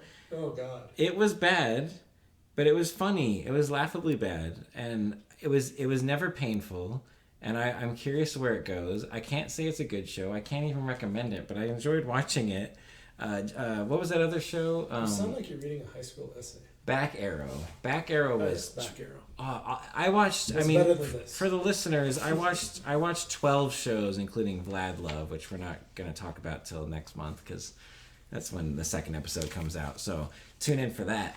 Well, I watched 24, including Vlad Love, because you told me not to count it. Well, yeah, I'm just saying. Yeah, so there you go. Tony watched 24. I watched 12. He always has to double up me, it seems. And that's fine. I'm cool with that. But I watched 12 episodes. I win! 12 new anime this season. Back Arrow was the hardest to get through. But compare that to... Yes. Oh, yes. Oh, my God. This looks way worse. I mean, it is bad. I but it's so it. bad. Dude, it's so... And this is why... The poster. This is why I wanted to see it, though. Because it's so bad. It's like watching a train wreck. It's like... So Crunchyroll is has co-production. This is on Crunchyroll. On this, yeah. And for some reason, they were like all good with this to come out. I mean, I don't know how I skipped it. I usually watch almost everything on Crunchy. So you might have to check it out. We can talk more about it next week. But no, I'd rather not. Like it. I didn't write many notes. I just wrote one sentence, and I'll read it. The poster, like by itself, annoys me. It's really bad. For so many reasons. It's really bad, but I want to... Okay, continue. I feel bad mocking it, but I also want to see where it goes. An ambitious failure. Those are my notes. You sound like you're reading an essay in high school. Okay. You want to mock it, but you want to see. No, I feel bad mocking it. Oh, you feel bad mocking. But I also want to see where it goes. So it's so bad that like I feel. All right, what's it about? It's about... don't sell me against it. Sell me on it. Make me want to watch it. Okay. I watch everything, so it's really not a hard sell. I know, right? It's about a teenager. Like we see a little bit of him in the beginning, but then like there's this huge time skip, and like it's unclear what happened. I mean, they kind of reveal it after the time skip a little bit, like they hint at it. But after the time skip, it's like 20, 30, whatever. And his brain has been put into this. What is it when we start? We don't know. It's probably like modern time or something like that, or I forget. So 2020. There's a couple skips. It's a little disorienting in the beginning. Honestly, it's bizarre. This animation that's in it, like it's just things are off model and like not consistent, and just rotate around inexplicably. But it's hilarious. Who is it? Visual Flight. I don't know that. Yeah, I think it's like their first thing. Yeah. Right. So well, fair enough. Give them and that's kind of why I feel bad mocking it. Like that's why I said that. Real hard. Yeah, and they're just on a real strict deadline, I'm assuming. Well, and COVID-19, I mean. It's true. Yeah. But the story is kind of interesting. Like they do this huge time skip, and his brain is now in this like ultimate weapon that when we meet him. when he's like booted up, these two like girls are trying to like infiltrate this rogue like criminal operation and steal back this like weapon they have, which is him. But they boot him up because they're like get stuck and they can't get out, and the enemy ship is taking off and like they're like stuck on it. And so they boot him up, trying to be like, all right, help us get out of the situation. And he doesn't. You're a weapon. Be a weapon. Yeah. And it sort of has like, I wouldn't call it isekai, but he has a whole thing where he's like doesn't know what's going on and like what happened, like where am I, what year is it? And they have to go through all that, and they're like, dude, help us fight. And he's like, I can't fight. So he's a stranger in a strange land, but you wouldn't call it isekai. Well, just in the sense that like, I don't know, man. Maybe it is isekai. This show is very unique. No, I'm saying it's your definition of isekai. Yeah, I know. He is a stranger in a strange land. You're right. So I guess technically it has like an isekai element. In your definition of isekai. Yes, yeah. Well, some shows are more isekai than others. Let's say that. All right, sure. Sorry, continue. It sort of has an isekai element, but don't hold that against it. It has many other things you can hold it against. But yeah, that's the basic premise, and they like. The rest of that episode is him like they're trying to like fight off this villain, and it's him like they leave him like in the air vent, and it's him like trying to like figure out what the hell to do, and he eventually like is able to take over this one of the girls is a AI like robot essentially. He's able to take over her and start fighting. Oh, okay. And so he is like in some ways like super OP, like an isekai would be. Yeah, I guess so. But he's like figuring it out as he goes, and it like honestly. But he kicks everyone's ass and he wins the battle because he is the ultimate weapon. That's true. It wasn't that easy in the anime. It's because in the beginning, like he first takes over her body, he's all disoriented and like his balance is off, and like he's getting his ass kicked, and so it's like it's not like But he figures it out. Yeah. Which is kind of more of like a shonen trope, I guess. But like. But yeah, essentially. Yeah, I guess that's true. But that was mostly the first episode. There was probably I watched that a couple days ago, and I've watched a lot since. So I don't really remember how it ended. But yeah, that's X-Arm. All right. Hey, it's your first entry that I didn't watch. There you go. Good job. There you go. Was it on your list? Yeah. Oh. I put on my list. I had it. I put in parentheses "bad" next to it. I do remember seeing what this said "bad" next to it. I didn't remember the title. So. And since we've been talking about expectations and what lives up, like it totally lived up. Like it was entertainingly bad. I don't believe that, but okay. Hey man, to each his own. But it's sub 3 on. Yeah. But it's still got 24,000 people like interested in it. Yeah, 24,000 people that give it less than 3. Well, some must have given it more than, but. Hey, I prefer that than a 5. You're not familiar with the rating system on my anime list. Is it out of 10? It is out of 10. Yeah. And 8 is average. Okay. Wow. 8 is actually the average. But see to me on rating systems of 10 in general, I'm more interested in not that it's I'm more interested in a 2 than I am a 5. You know what I'm saying? Yeah, way more interested. And this really it's scratches. Watching a train wreck, it's like you want to see why is it so bad? How could it possibly be that bad? Yeah. There's no way it could be that bad. I'm gonna watch it. I'm gonna like it. Yeah. Yep. Yeah. And now I want to see where I'm on this train wreck, and I want to see how much more it's gonna wreck. I will consider watching it. I don't think I'm going to though. I'm not trying to sell you on it, but if you do, we can talk about it. Yeah. But I'll let you. This can be one. Yeah, you let me know. I'll let you know. You let me know if it gets better, and maybe I'll try it. Yeah, because you're gonna keep me abreast of some other anime this season, so. Several more, but maybe I can get a couple that I can. Maybe. Skate might be one I might be reporting to you on, but we'll see. Maybe at some point. I'll watch another episode. Yeah. Skinfinity, you mean, right? Skinfinity, yes. I'll watch another episode. I'll see where it goes. I'm not against it. I have issues with it, but it's not bad. Yeah. Yeah. This is bad. X-Arm. I believe that. on what little I know of it, I believe you. It looks bad in every way. All right, moving on down the list. I don't know what the English title of this is. It's the second season of something that I haven't watched the first season of. Ditto. Shall we look at the English title so that we can tell people what we aren't watching? This is, Shin Chuka Ichiban is apparently also the English title. I don't know anything about it.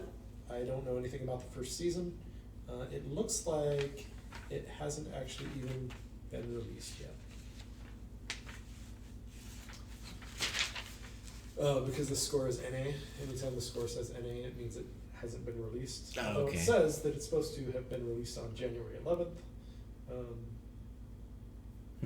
Nihon Ad Systems Production. Okay. So this is... I mean, it doesn't even matter. We can't even talk about it. Yeah. I think this might be one of those sort of animes. So next we got It's like an ad for, I don't know. Baby Isekai, Oh, Baby Isekai.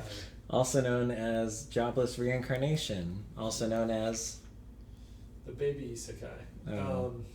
Mushoku Tensei. There you go. Isekai. And it literally says Oh, Isekai in the title. Yeah. I mean, Isekai. It is an Isekai. It's not, embarrassed about that.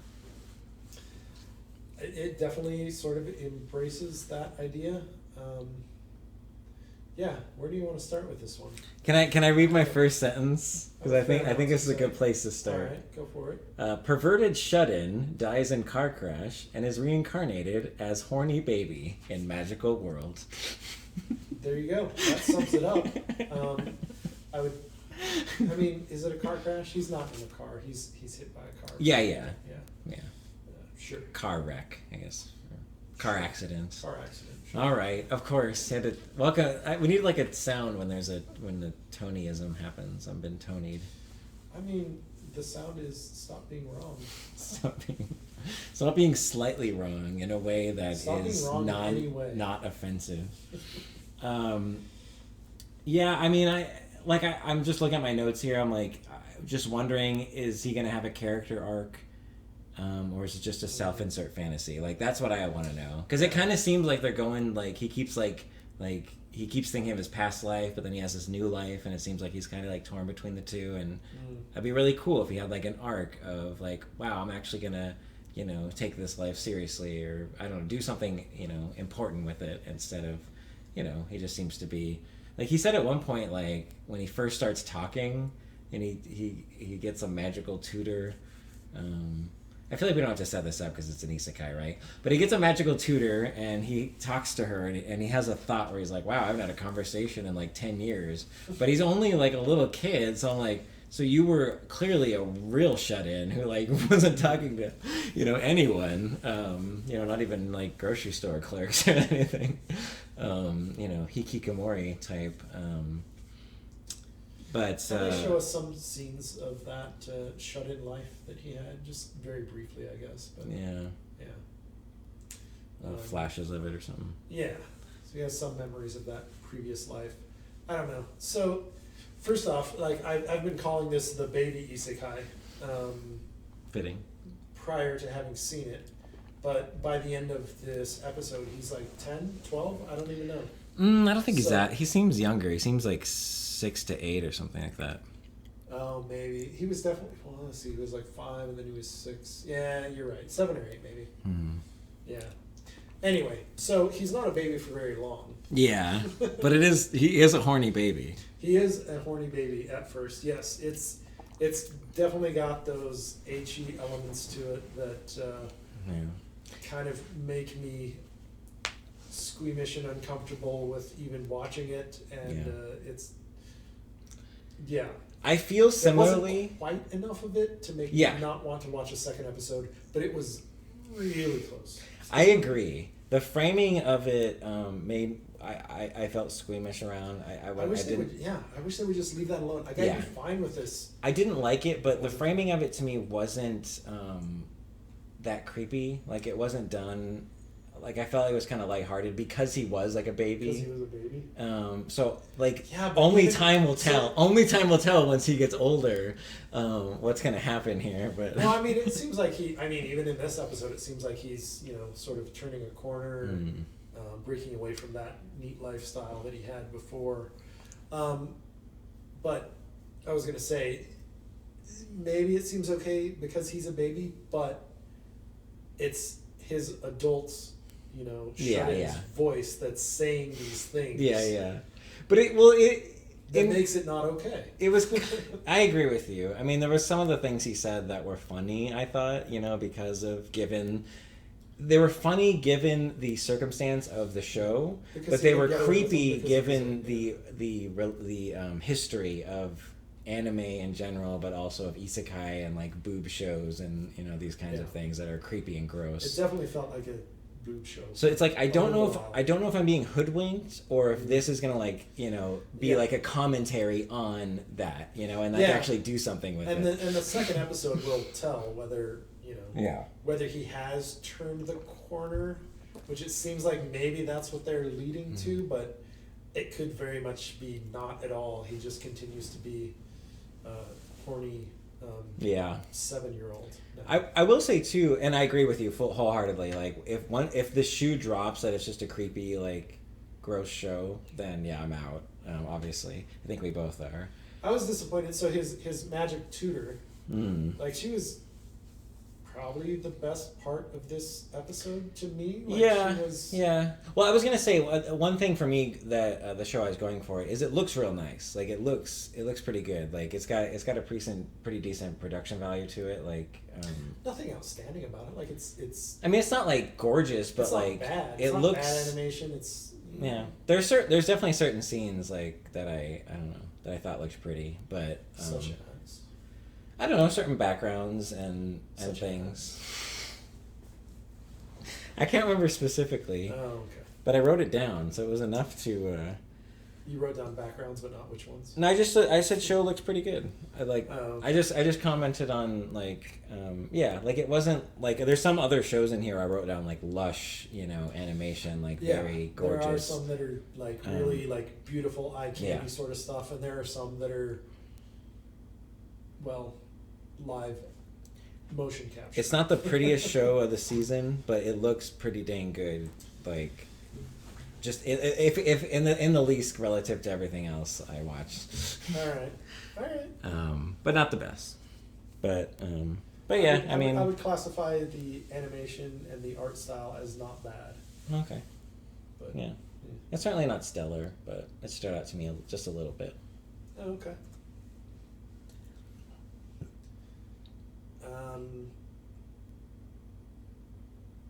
What else we got to say about this one? I think that's it. That's it? No. I gave it my my score of C+/B-. I was undecided. I was teetering. I know for a fact without actually having to look at my phone that I gave this one a 5 because if it was a 4 I would have dropped it, and it just barely squeaked by like it's the lowest 5. Nice. For most of the episode, I was pretty sure I wasn't going to watch another episode. But the magic tutor's character and their interactions and stuff like that, and the fact that it sort of eased up on the HE stuff. Yeah. It gave me hope of that it would do something different. I'll give it another episode, and the next episode really will tell. Like if it just delves back into the HE stuff, then I'm just going to drop it. I probably won't even finish the second episode. But it could be, I don't even know if it could be good, but it could be not bad. Yeah. I don't know if it's ever going to make a 7, Like, I don't see any way that this progression of the season could lead to it being a 7 out of 10, but I can see it. It could make itself into a 6. Like, it's a very low 5. Like, it's... It's really it's a 4.98 rounded. We're on the same page, I think. Like in the least of like it's kind of a wild card at this point. Like we're still in, but we'll see what happens, buddy. I mean, if it really turns itself around and just turns out to be a good show, I would be very impressed. Well, even in this synopsis they have on my anime list, at the end it says he vows to lead a fulfilling life and not repeat his past mistakes. So right, it's which like, is sort of the stuff that we're led into. Yeah, sort of yeah. That doesn't three fully quarters happen. of the way through the episode, but him sort of breaking out of his shell of not leaving the house and stuff like that. Like he's sort of forced into that as this reincarnated child. Yeah, he's like, yeah, but we have to go outside. Yeah, and so he sort of starts breaking out of the forms of the past that he is used to. Yeah, I guess gives hope for something better in the future. We'll see. Like, do something different is that's all we'll I'm have asking. To see. Yeah, they I think they earned the second episode. Yeah. Yeah. I agree. I think they did enough to earn it. I agree. All right, moving on. Yamishibai, which apparently Crunchyroll has added an English title to this recently that it didn't used to have, but this is the 8th season of Yamishibai, which I think something theater? I don't know. Yeah, I could tell it was some sort of anthology kind of thing, but yeah. Did you watch it? No, I did not. Yeah, see, Japanese ghost stories is what it used to be, but I don't remember what it's called on Crunchyroll now, but they've added some English name to it that I don't remember. I skipped it. But I have watched every episode of Yamishibai starting from the first season. And you're caught up? Through this. Yep. Okay, watched the first episode of season 8, and it is, if you've watched Yamishibai, you know what it's about, and you're probably into it if you watched it this far, as I am. It's Japanese ghost stories, as the title on my anime list suggests. They're condensed stories, like they're like one episode is a full like. Yeah, each episode is its own story, so it is like an anthology series basically. At the beginning of every episode, they've got this character who you see at the beginning of every episode. He's not actually part of the episodes or anything, but he's like the operator of like a sort of puppet box sort of thing, which my understanding is a thing in Japan. They used to have these guys that would set up these little sort of puppet shows and stuff and use sort of paper cutout puppets and enact shows. And this is like a horror version of that thing. Okay. So it's like a horror puppet show, but is it traditionally animated? It is not. Okay. It is. It's more of a motion comic animation. I was actually this first episode here had more actual like animation than I remember them having in prior seasons ever. But yeah, it's more of a motion comic where all of the characters are drawn as single plates and then sort of moved on a background, but then they have different forms of them, like if they're yelling or things like that. I don't know how to describe that any better than that, but motion comic, it probably encompasses it pretty well. Do you consider it anime? That's a good question. It is animated, but it's more akin to like stop motion animation. Not that it's anywhere sort of the same thing, but like as stop motion is related to like animation, classic animation as we know it, and anime in that regard, this is sort of related to the same degree but in a different direction. It's not puppets, which is live action. It is animated. It is in fact animated. It's just very low frame rate animation, I guess is what you would say, except it's not, because it's just it's full motion with the animation. It's just that the thing that's moving is a single frame of that character or item. Yeah. I've talked way too much about this. All right, that's Yamishibai. Yamishibai. I'll have to check that out at some point. I don't currently have time for it, but I will put a pin in it. It's great. Start at the beginning. It's short. You know, I don't actually know what the episodes run. I think actually the first few seasons it was full episodes, but this is short, 8-minute. Okay, shorter ones. Yeah. All right. Well, moving on to another one that you have seen and I have not, at least this season. Non Biyori Nonstop. Never heard of it. What is the non-stop? Is it... That's just the name of the season. Because it was Non Biyori Repeat was the second season, and Non Biyori Nonstop is the third. Is it... I guess Repeat is the one I saw a couple episodes from. I don't remember, like, I know that was the one that was, like, the current season when we were watching it. Did we start from the beginning or not? I don't remember if we went back and watched season 1 or not. I think we probably just started with Repeat because we thought, well, it's a slice of life, so do you really need to watch it from the beginning? Probably not. Yeah, which is... And then we watched it, and it turns out, no, you don't. You don't need to watch it from the beginning. So... this is another of those... What do you call it? Healing show. And well, and I haven't seen Laid Back Camp or Yuru Camp, but I have seen Non Biyori, and it is very healing. I think it is kind of therapeutic. It's a very peaceful show that it's very comfy and just like Lucky Star is slice of life, but I wouldn't consider it a healing show. It's more of a comedy. Right. So I was thinking about this a little bit. There's the sort of sub-genre of slice of life that is known as cute girls doing cute things, moe, sometimes. Yes, yeah.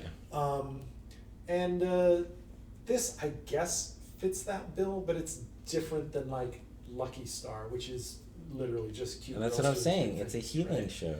It's calm, it's serene, it's relaxing. Nothing really happens to get excited about. Yeah, it's just daily, mundane life, but it happens to be gorgeous. Yeah, and gorgeous animation as well. Yeah, when they live like, there's trees everywhere and water. Yeah, they live in a sort of rural area where, so starting at the very beginning in Non Biyori, they live in a sort of small rural Japanese town. And these girls, I actually forget how many there are of them, but this handful of girls. Yeah. There may be more than a handful, but less than 2 for sure. They all attend the same school, which is a sort of local schoolhouse because they live so far from everywhere that there's no main school they can go to. And there's still not a lot of kids. And they're all sort of different ages. So you've got everyone from like the youngest, maybe 3rd grader, up to probably a young high schooler, first year of high school or something like that. And all 7-ish of these girls, and they're all girls. There is actually a boy or 2, but they all go to the same school and learn at their own levels and sort of at their own pace. It's it's and like things happen, but that's kind of part of any consequence. That's kind of part of the charm, I think, where you have this small school with all these. Not a lot of students, but like you said, all different ages, different, learning levels and different learning styles. But like it kind of just adds to the fact that nothing really matters. Like it's all very, non-consequential and very, very soothing in that way. I do like the show a lot. I didn't watch it because I'm not caught up, but like you said, you don't need to be caught up. So maybe I should. Yeah. It was on like my secondary list, but I just had to get to it. I can tell you, I watched the first episode of this season, and there is nothing in this episode that would require you to know anything about any prior episode. There are maybe some character relationships that your understanding of would be enhanced by watching, prior episodes, but it's fairly obvious that those characters have some sort of pre-existing relationship just within the episode itself. And but, there's you would know more about the relationship if you'd watch previous episodes. But. Yeah, that makes sense. And I would like to watch more of it. I would like to watch more of it too. Why can't I watch more of it right now? Why have I had Do you not How rewatch it? long has it been? Has it been like 5 It's been a while. It's been a while. 4 or 5 years since the last one came out, I Which, think. Well, there was the movie, which gave me, sort of a bit. momentary... Which is kind of funny, though, because for anyone listening, Tony and I, years ago, tried to watch everything that came out in a certain season. Every single thing. The second season of this was one of them. But that was like back in 2015, 2016 maybe? Yeah, I think so. So that's like 5 or 6 years ago at this point. And so that's kind of interesting, kind of kismet that we're back again doing this. We haven't done it since together. And Non Biyori is back. Yeah, that's true. And so maybe for that reason I should watch it and start from the beginning maybe. But it's so soothing and relaxing. I mean, I've seen it and I completely agree with your take on it, and I enjoy it a lot. But I guess by that token, there's not a lot of urgency to like catch up on it. But do you not rewatch it if you want more? Like, it's still there. Like, it's still healing. Like, it's not like you. I really don't rewatch things. Yeah. Yeah. In general, it seems like something like this. If you really just wanted to be soothed, you could rewatch because it's maybe gonna give you the same thing no matter what. I don't know. Maybe I prefer to find the new thing. Like there's, I mean there's a lot of misses. When you're looking for something like this or Eurocamp or something like that. Well, like Eurocamp was only a couple years ago, so I had that. Yeah. And then like before that, I had Flying Witch, which was amazing. Nice. And Uma Musume, which is back again this season, it's a little bit more sports anime, but at the same time is pretty slice of life and has a lot of those same characteristics. Non Biyori seems special to me. I haven't seen all these other shows you mentioned, but I don't know. It just seems particularly lush and serene, but... you should watch... I mean, honestly, Flying Witch is like... Flying Witch. I remember you recommended that to me back in the day, and I never watched it. I watched Maria the Virgin Witch. It's sort of the... You watched which? Maria the Virgin Witch? Is that the name of it? Or Mary the Virgin Witch? Something like that. I don't know that one. It came out around the same time. But yeah, the Flying Witch is sort of the same thing. Like, nothing happens. It's just, some happenstance occurrences and how the characters react to them and builds depth of character. And I guess that's another reason to watch more than just this season, is because the more you watch, the more depth every character has. Yeah. But you don't even have to watch them. You could watch this one and then watch the second one and then watch the first one. It doesn't matter because they're all going to build that same depth of character the more you see of them. Yeah. I could talk about this for another hour. But we should probably move on. All right. Yes. This is getting late. Let's. All right. Slime. Well, we mentioned this before. I plan to watch this. It is on my watch list, but I need to finish the first season first. And to be honest, I'm not real gung-ho about finishing it. I watched the first arc and a couple of episodes into the second arc, or the second half of the first season. I just wasn't feeling it, and I don't know if I ever will. But if I ever do, I will probably watch the second season as well. And then we can talk about it. But I might check it out at some point. I liked it a lot when I first watched it. I think I mentioned it when we were talking about the spider one before. I definitely did, actually. Yes. That whole sort of video game aspect of building your character and increasing levels and stuff like that was interesting. It definitely goes from being like no power to overpowered pretty quickly, but it's enjoyable. And I imagine the second season probably continues that. Yeah. I don't know. It is pretty popular. I'd like to be able to say more about it, but I really have to get through the second half of the first season. It's got 230,000 people on it, which is rivaling Promised Neverland. So it's in the top 5, I think. Yeah. All right. Well, that's Slime. Right. And then we've got Azure Lane. It's another season of that. I'm not watching that because I haven't watched the previous seasons. Me neither. And then we've got what's it say? Kaifuku Jutsushi no Yari Naoshi. Also do not know what this is. I don't even know what that is, yeah. It says it's an ecchi fantasy. Ooh. that's enough to. Yeah, that's enough for me to not watch. Yeah, I'm over that. All right, then we're gonna skip over Wonder Egg Priority because I haven't watched it. No, I have notes, and I will try not to spoil anything.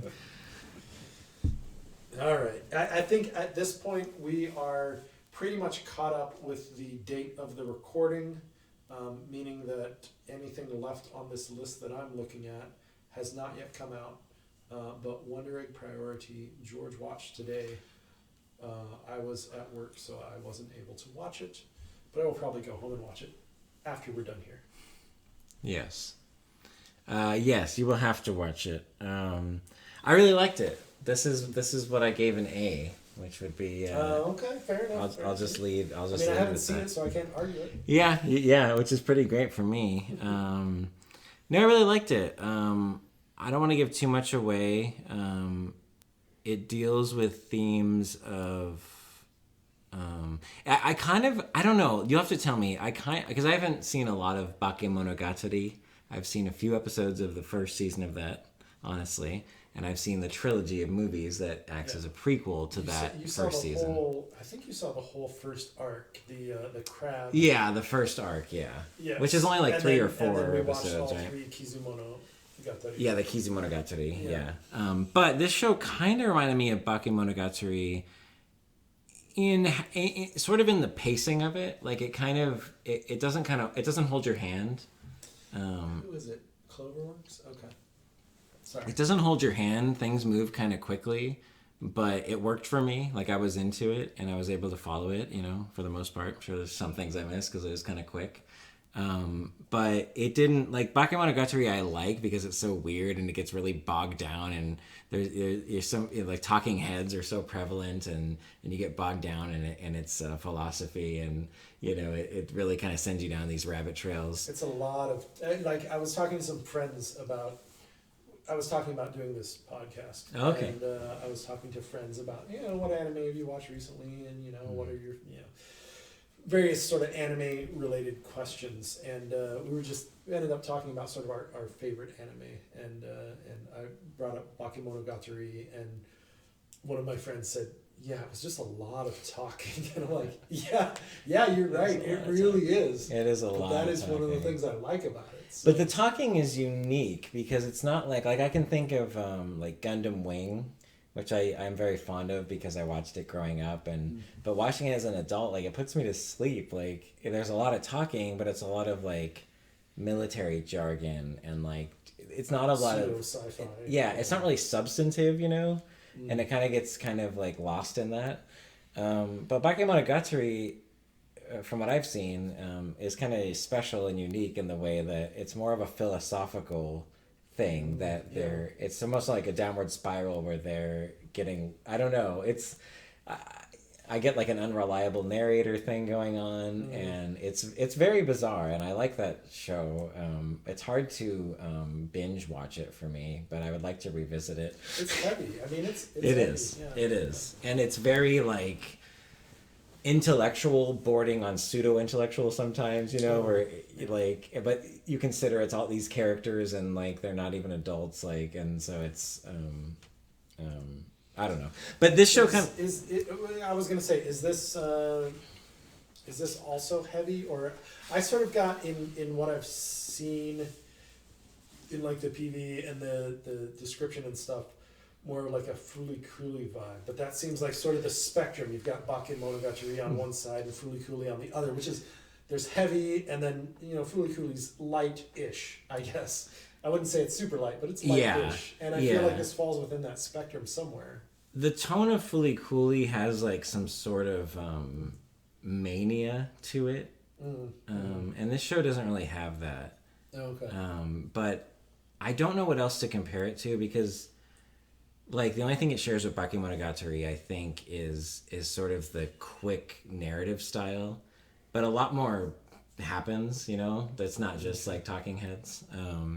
which, Bakemonogatari isn't just that, but it's the vast majority of it. There's a lot, yeah. There's a lot of it. So there's definitely like action and things happening in Wonder Egg Priority, and things are progressing, but there's these really heavy, there's like a heavy thematic thing going on, which it doesn't necessarily hit like emotionally hard during this episode, but I have so much, this show to me has so much potential by this first episode. So it's towards the heavier side, but not quite as slow paced as Bakemono, but not quite as fast paced as you didn't compare it to Fooly Cooly, but it's not as fast paced as that, I guess. No, like Fooly Cooly has a lot of, it's fast paced with a lot of like high movement and motion. I feel like and I love Fooly Cooly, but it's sort of like a jarring experience watching it. I think in certain parts, like there's certain parts where it slows down and kind of like, and it contrasts that other side of it. But especially when you first started, it's just like there's a lot happening. And this, like, there's you kind of sit in these scenes, but then they're kind of going rapidly, like. Things are just like, it doesn't, I don't know, like I wrote down in here, like it doesn't hold your hand, and that it really is kind of what it's like, where it's not like explicitly telling you what's happening, but like you gotta just kind of follow it and you're along for the ride. So a certain amount of sort of being lost and figuring it out for yourself as you go. Yes, yeah. Okay. But I mean, certain things are revealed as you go, but it's like one of those things where you're thinking about it while you're learning more. And then you kind of already have some ideas, and then you learn more and kind of, establish, I don't know, kind of check yourself on what you thought was happening. But I'm curious once you watch it to see how you think. I don't want to give anything away, but like, I don't know what to say about it. Or what else to say about it. I was going to say something, but I was like, I stopped myself. I wrote down here, it deals with themes of grief and loss. Suicide is definitely represented, and I don't know, like I think it's doing something interesting that I have a lot of hope for it paying off in big ways. And this show, I thought, what was that other show we were just talking about? The baby isekai. I thought looked pretty good, for this season. This show, it's gorgeous. Yeah, I was gonna ask about the art style. I assume. Yeah, it's, oh my god, it's so good. And this is actually the second show. We didn't actually mention this in the other one, but this is the second show this season that has a main protagonist who has heterochromia. Differently colored eyes. What's the other one? It's Otherside Picnic. Sorao has that as well. Oh, really? I don't remember that. They don't in Wonder Egg Priority. It's more of a focus. I don't think they, it doesn't draw much attention to it. But I noticed it watching that. I just thought that was funny. Heterochromia is really in right now. I mean, it's definitely been done in anime a lot. Yeah, that's true. True. Yeah, no, this one, like you were saying, you gave it the highest score of anything you've watched. And I can understand that. It is certainly the one that I would assume that I would give the highest score of anything. Like, there have been good shows, but nothing like outstanding thus far that I've watched. And this is probably the one that I thought would be a real standout, potentially. So I guess I'm not surprised that you would give it that high of a score. Hopefully I don't want to. I might give it an 8. That's about the best it can hope for on a first episode. That would be whoa. That'd be amazing. I didn't give it an A+. I just gave it an A, just a straight old A. Right. But that's it's pretty high. So. It's pretty high. No, I agree. I mean, probably because I rated it so high and you haven't seen it yet. That's I've set the bar high, and so like. I mean, it already had. I had high expectations for it to begin with, so. But I don't, because you haven't seen it yet. I don't want to get too into it, so I'll hold. I have some other like specific things that happen in it and stuff I want to talk about, but I'll hold off till next week. Well, no, it's only fun if I can talk to you about it. All right. Well, that's Wonder Egg priority. That's my most anticipated one. Do you have one that stands above the others? We haven't seen this yet, but like aside from this. I mean, this one, because it's new, was probably my most anticipated. But I mean, I'm really happy with Yuru Camp and Non Biyori coming back. Yeah. Well, yeah. Oh, and we haven't. Both of those in the same season is just like that's an overload. It's an overload. It's paradise, man. It's and so good. We still have to talk about our last. I mean, we're done, right? Because all this we're caught up to. Yeah, everything here is in the future. I think the last one we have to talk about here would be maybe Dr. Stone, which is coming up. Yeah, but we haven't. Yeah, we haven't watched it. But what did you want to talk about then? Well, we have one more left. What? Which is The Promised Neverland. Oh, right, the one that we skipped. Yes, I wanted to end with it. Because you wanted to end with it. I wanted to end with it. Way less notes on this than you had on... I know. And that's kind of why I wanted to wait till the end to talk about it, because, I mean, maybe there's not that much to say, because, I mean, I'm going to assume if you're listening to this, to Promised Neverland, you know, that you've at least seen the first season. And I eventually want to do a podcast with Mike, my buddy Mike, with us to talk about the whole season. But yeah, I don't know. First, you saw this as it was coming out a couple years, 2019, season, I think. And 18 or 19, yeah, I don't remember. And I didn't. I heard about it. I heard it was good, and I just never saw it until like a couple weeks ago. I just watched it, and I really liked it. It was really awesome. Great characters. The tone is just they do so much with the tone where like it's so dark once you realize what's happening, and then once they're trying to hide it from Mama, and I mean, so they reveal like what's happening in the first episode. Yes, yeah, but I don't think that's the darkest it gets. No, for sure. Like it takes that and then sort of builds on it, like in the background while all this other stuff is happening in the foreground, right? Like, yeah. Sorry, just. Yeah, I mean, I don't know how far everyone doing the episode on the second season. We can go into the weeds on the first season, but before, you know, to lead up to it. But yeah, they essentially break out of this prison that they didn't realize they were in, and we start with this second season, them outside the wall. Which we brought up talking about. Well, there's nothing outside the wall, though. Back arrow. Yeah. But there's nothing outside the wall. Nothing. But there's all these books. This show is like like a million times better than Back Arrow. I'm not gonna argue with that.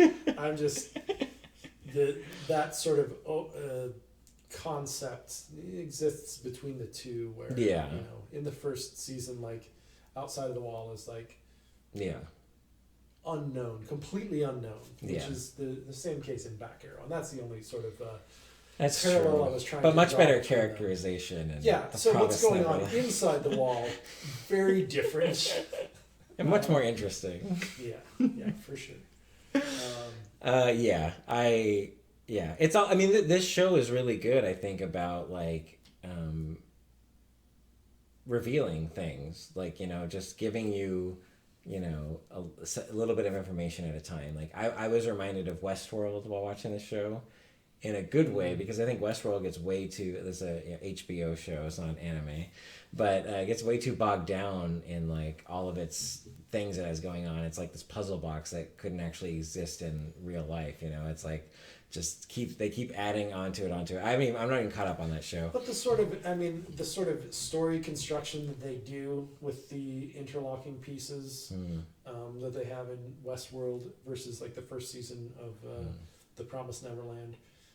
Similar, I would say. I could see like the parallel. Yeah, better, but better execution for Promised Neverland for me. It's like it's not trying to, like, it's cleverly doing it in the sense that it's giving you what you need at kind of the right moments and not confusing you too much. You know, it's like keeping that suspense, but not like sending you down all these rabbit holes of of information. Like it's just tighter, I think. I guess that's true. There's just too many. At times, even the first season felt a little heavy-handed in pushing you along the plot line. You know, like just move along over this way a little bit. You know, and I don't know. You mean No Promise Neverland? Which, I mean, that could be true of either show, actually. You're right. Yeah. I was like, which one are you talking about? I was referring to Promise Neverland.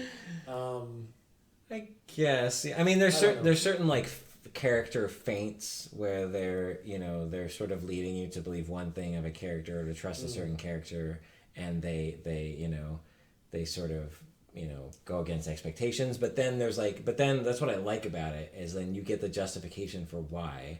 Like there's a part early on where they find out there's the three main kids who are like the smartest. Two of them find out they're part of a farm that's raising them to be eaten by demons seemingly, and the two kids see it and the other one, Ray, doesn't, but they eventually tell him about it, and then there's a reveal. It's pretty early on in the first season, but that he has been a spy and has been leaking information.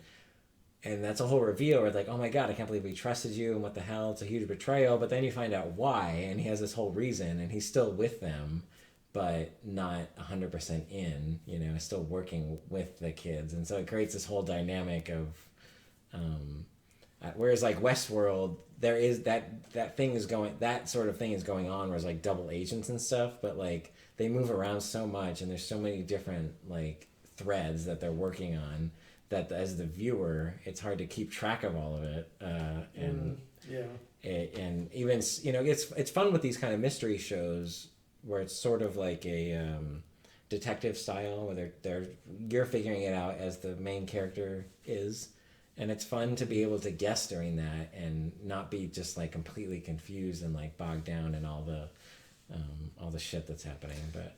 Yeah, that's why I don't know. I see what you mean. I'm not trying to shit on Westworld, but I think the Promised Neverland has just done that for me like refreshingly well, where it's like kept me wanting more and kept me guessing without just making it too complicated.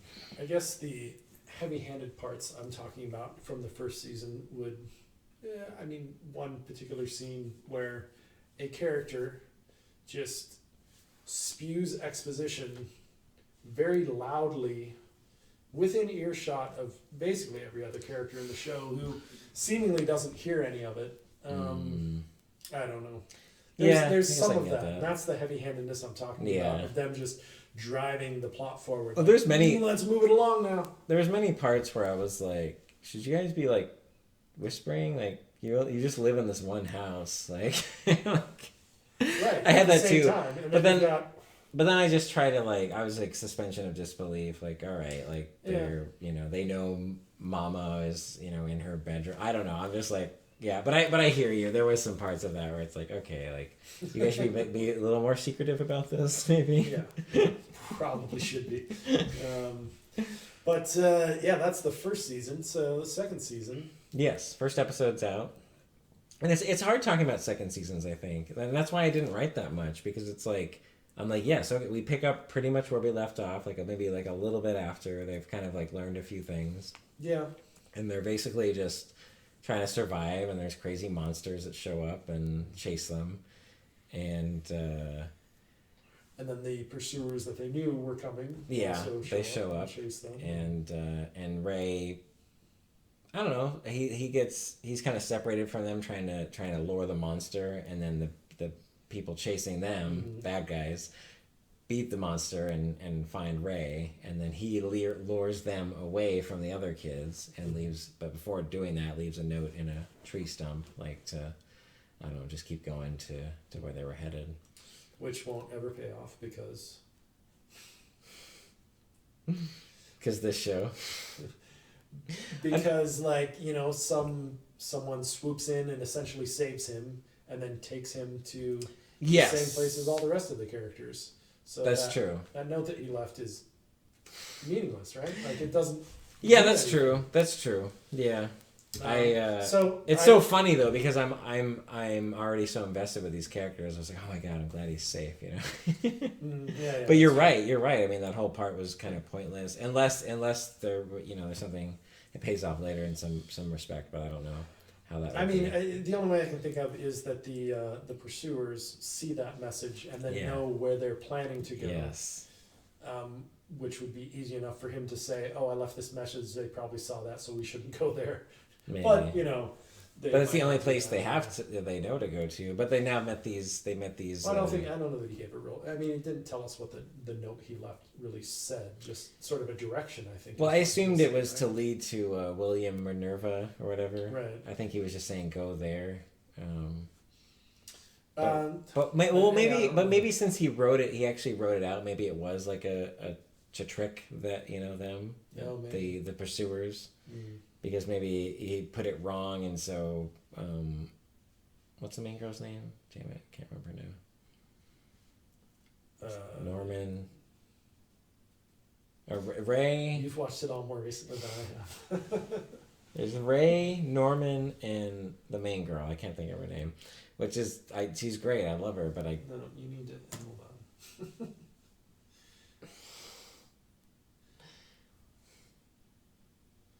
Sort of have to know her name. I can cut this part out. Emma. Oh yeah, Emma. Emma. That's funny.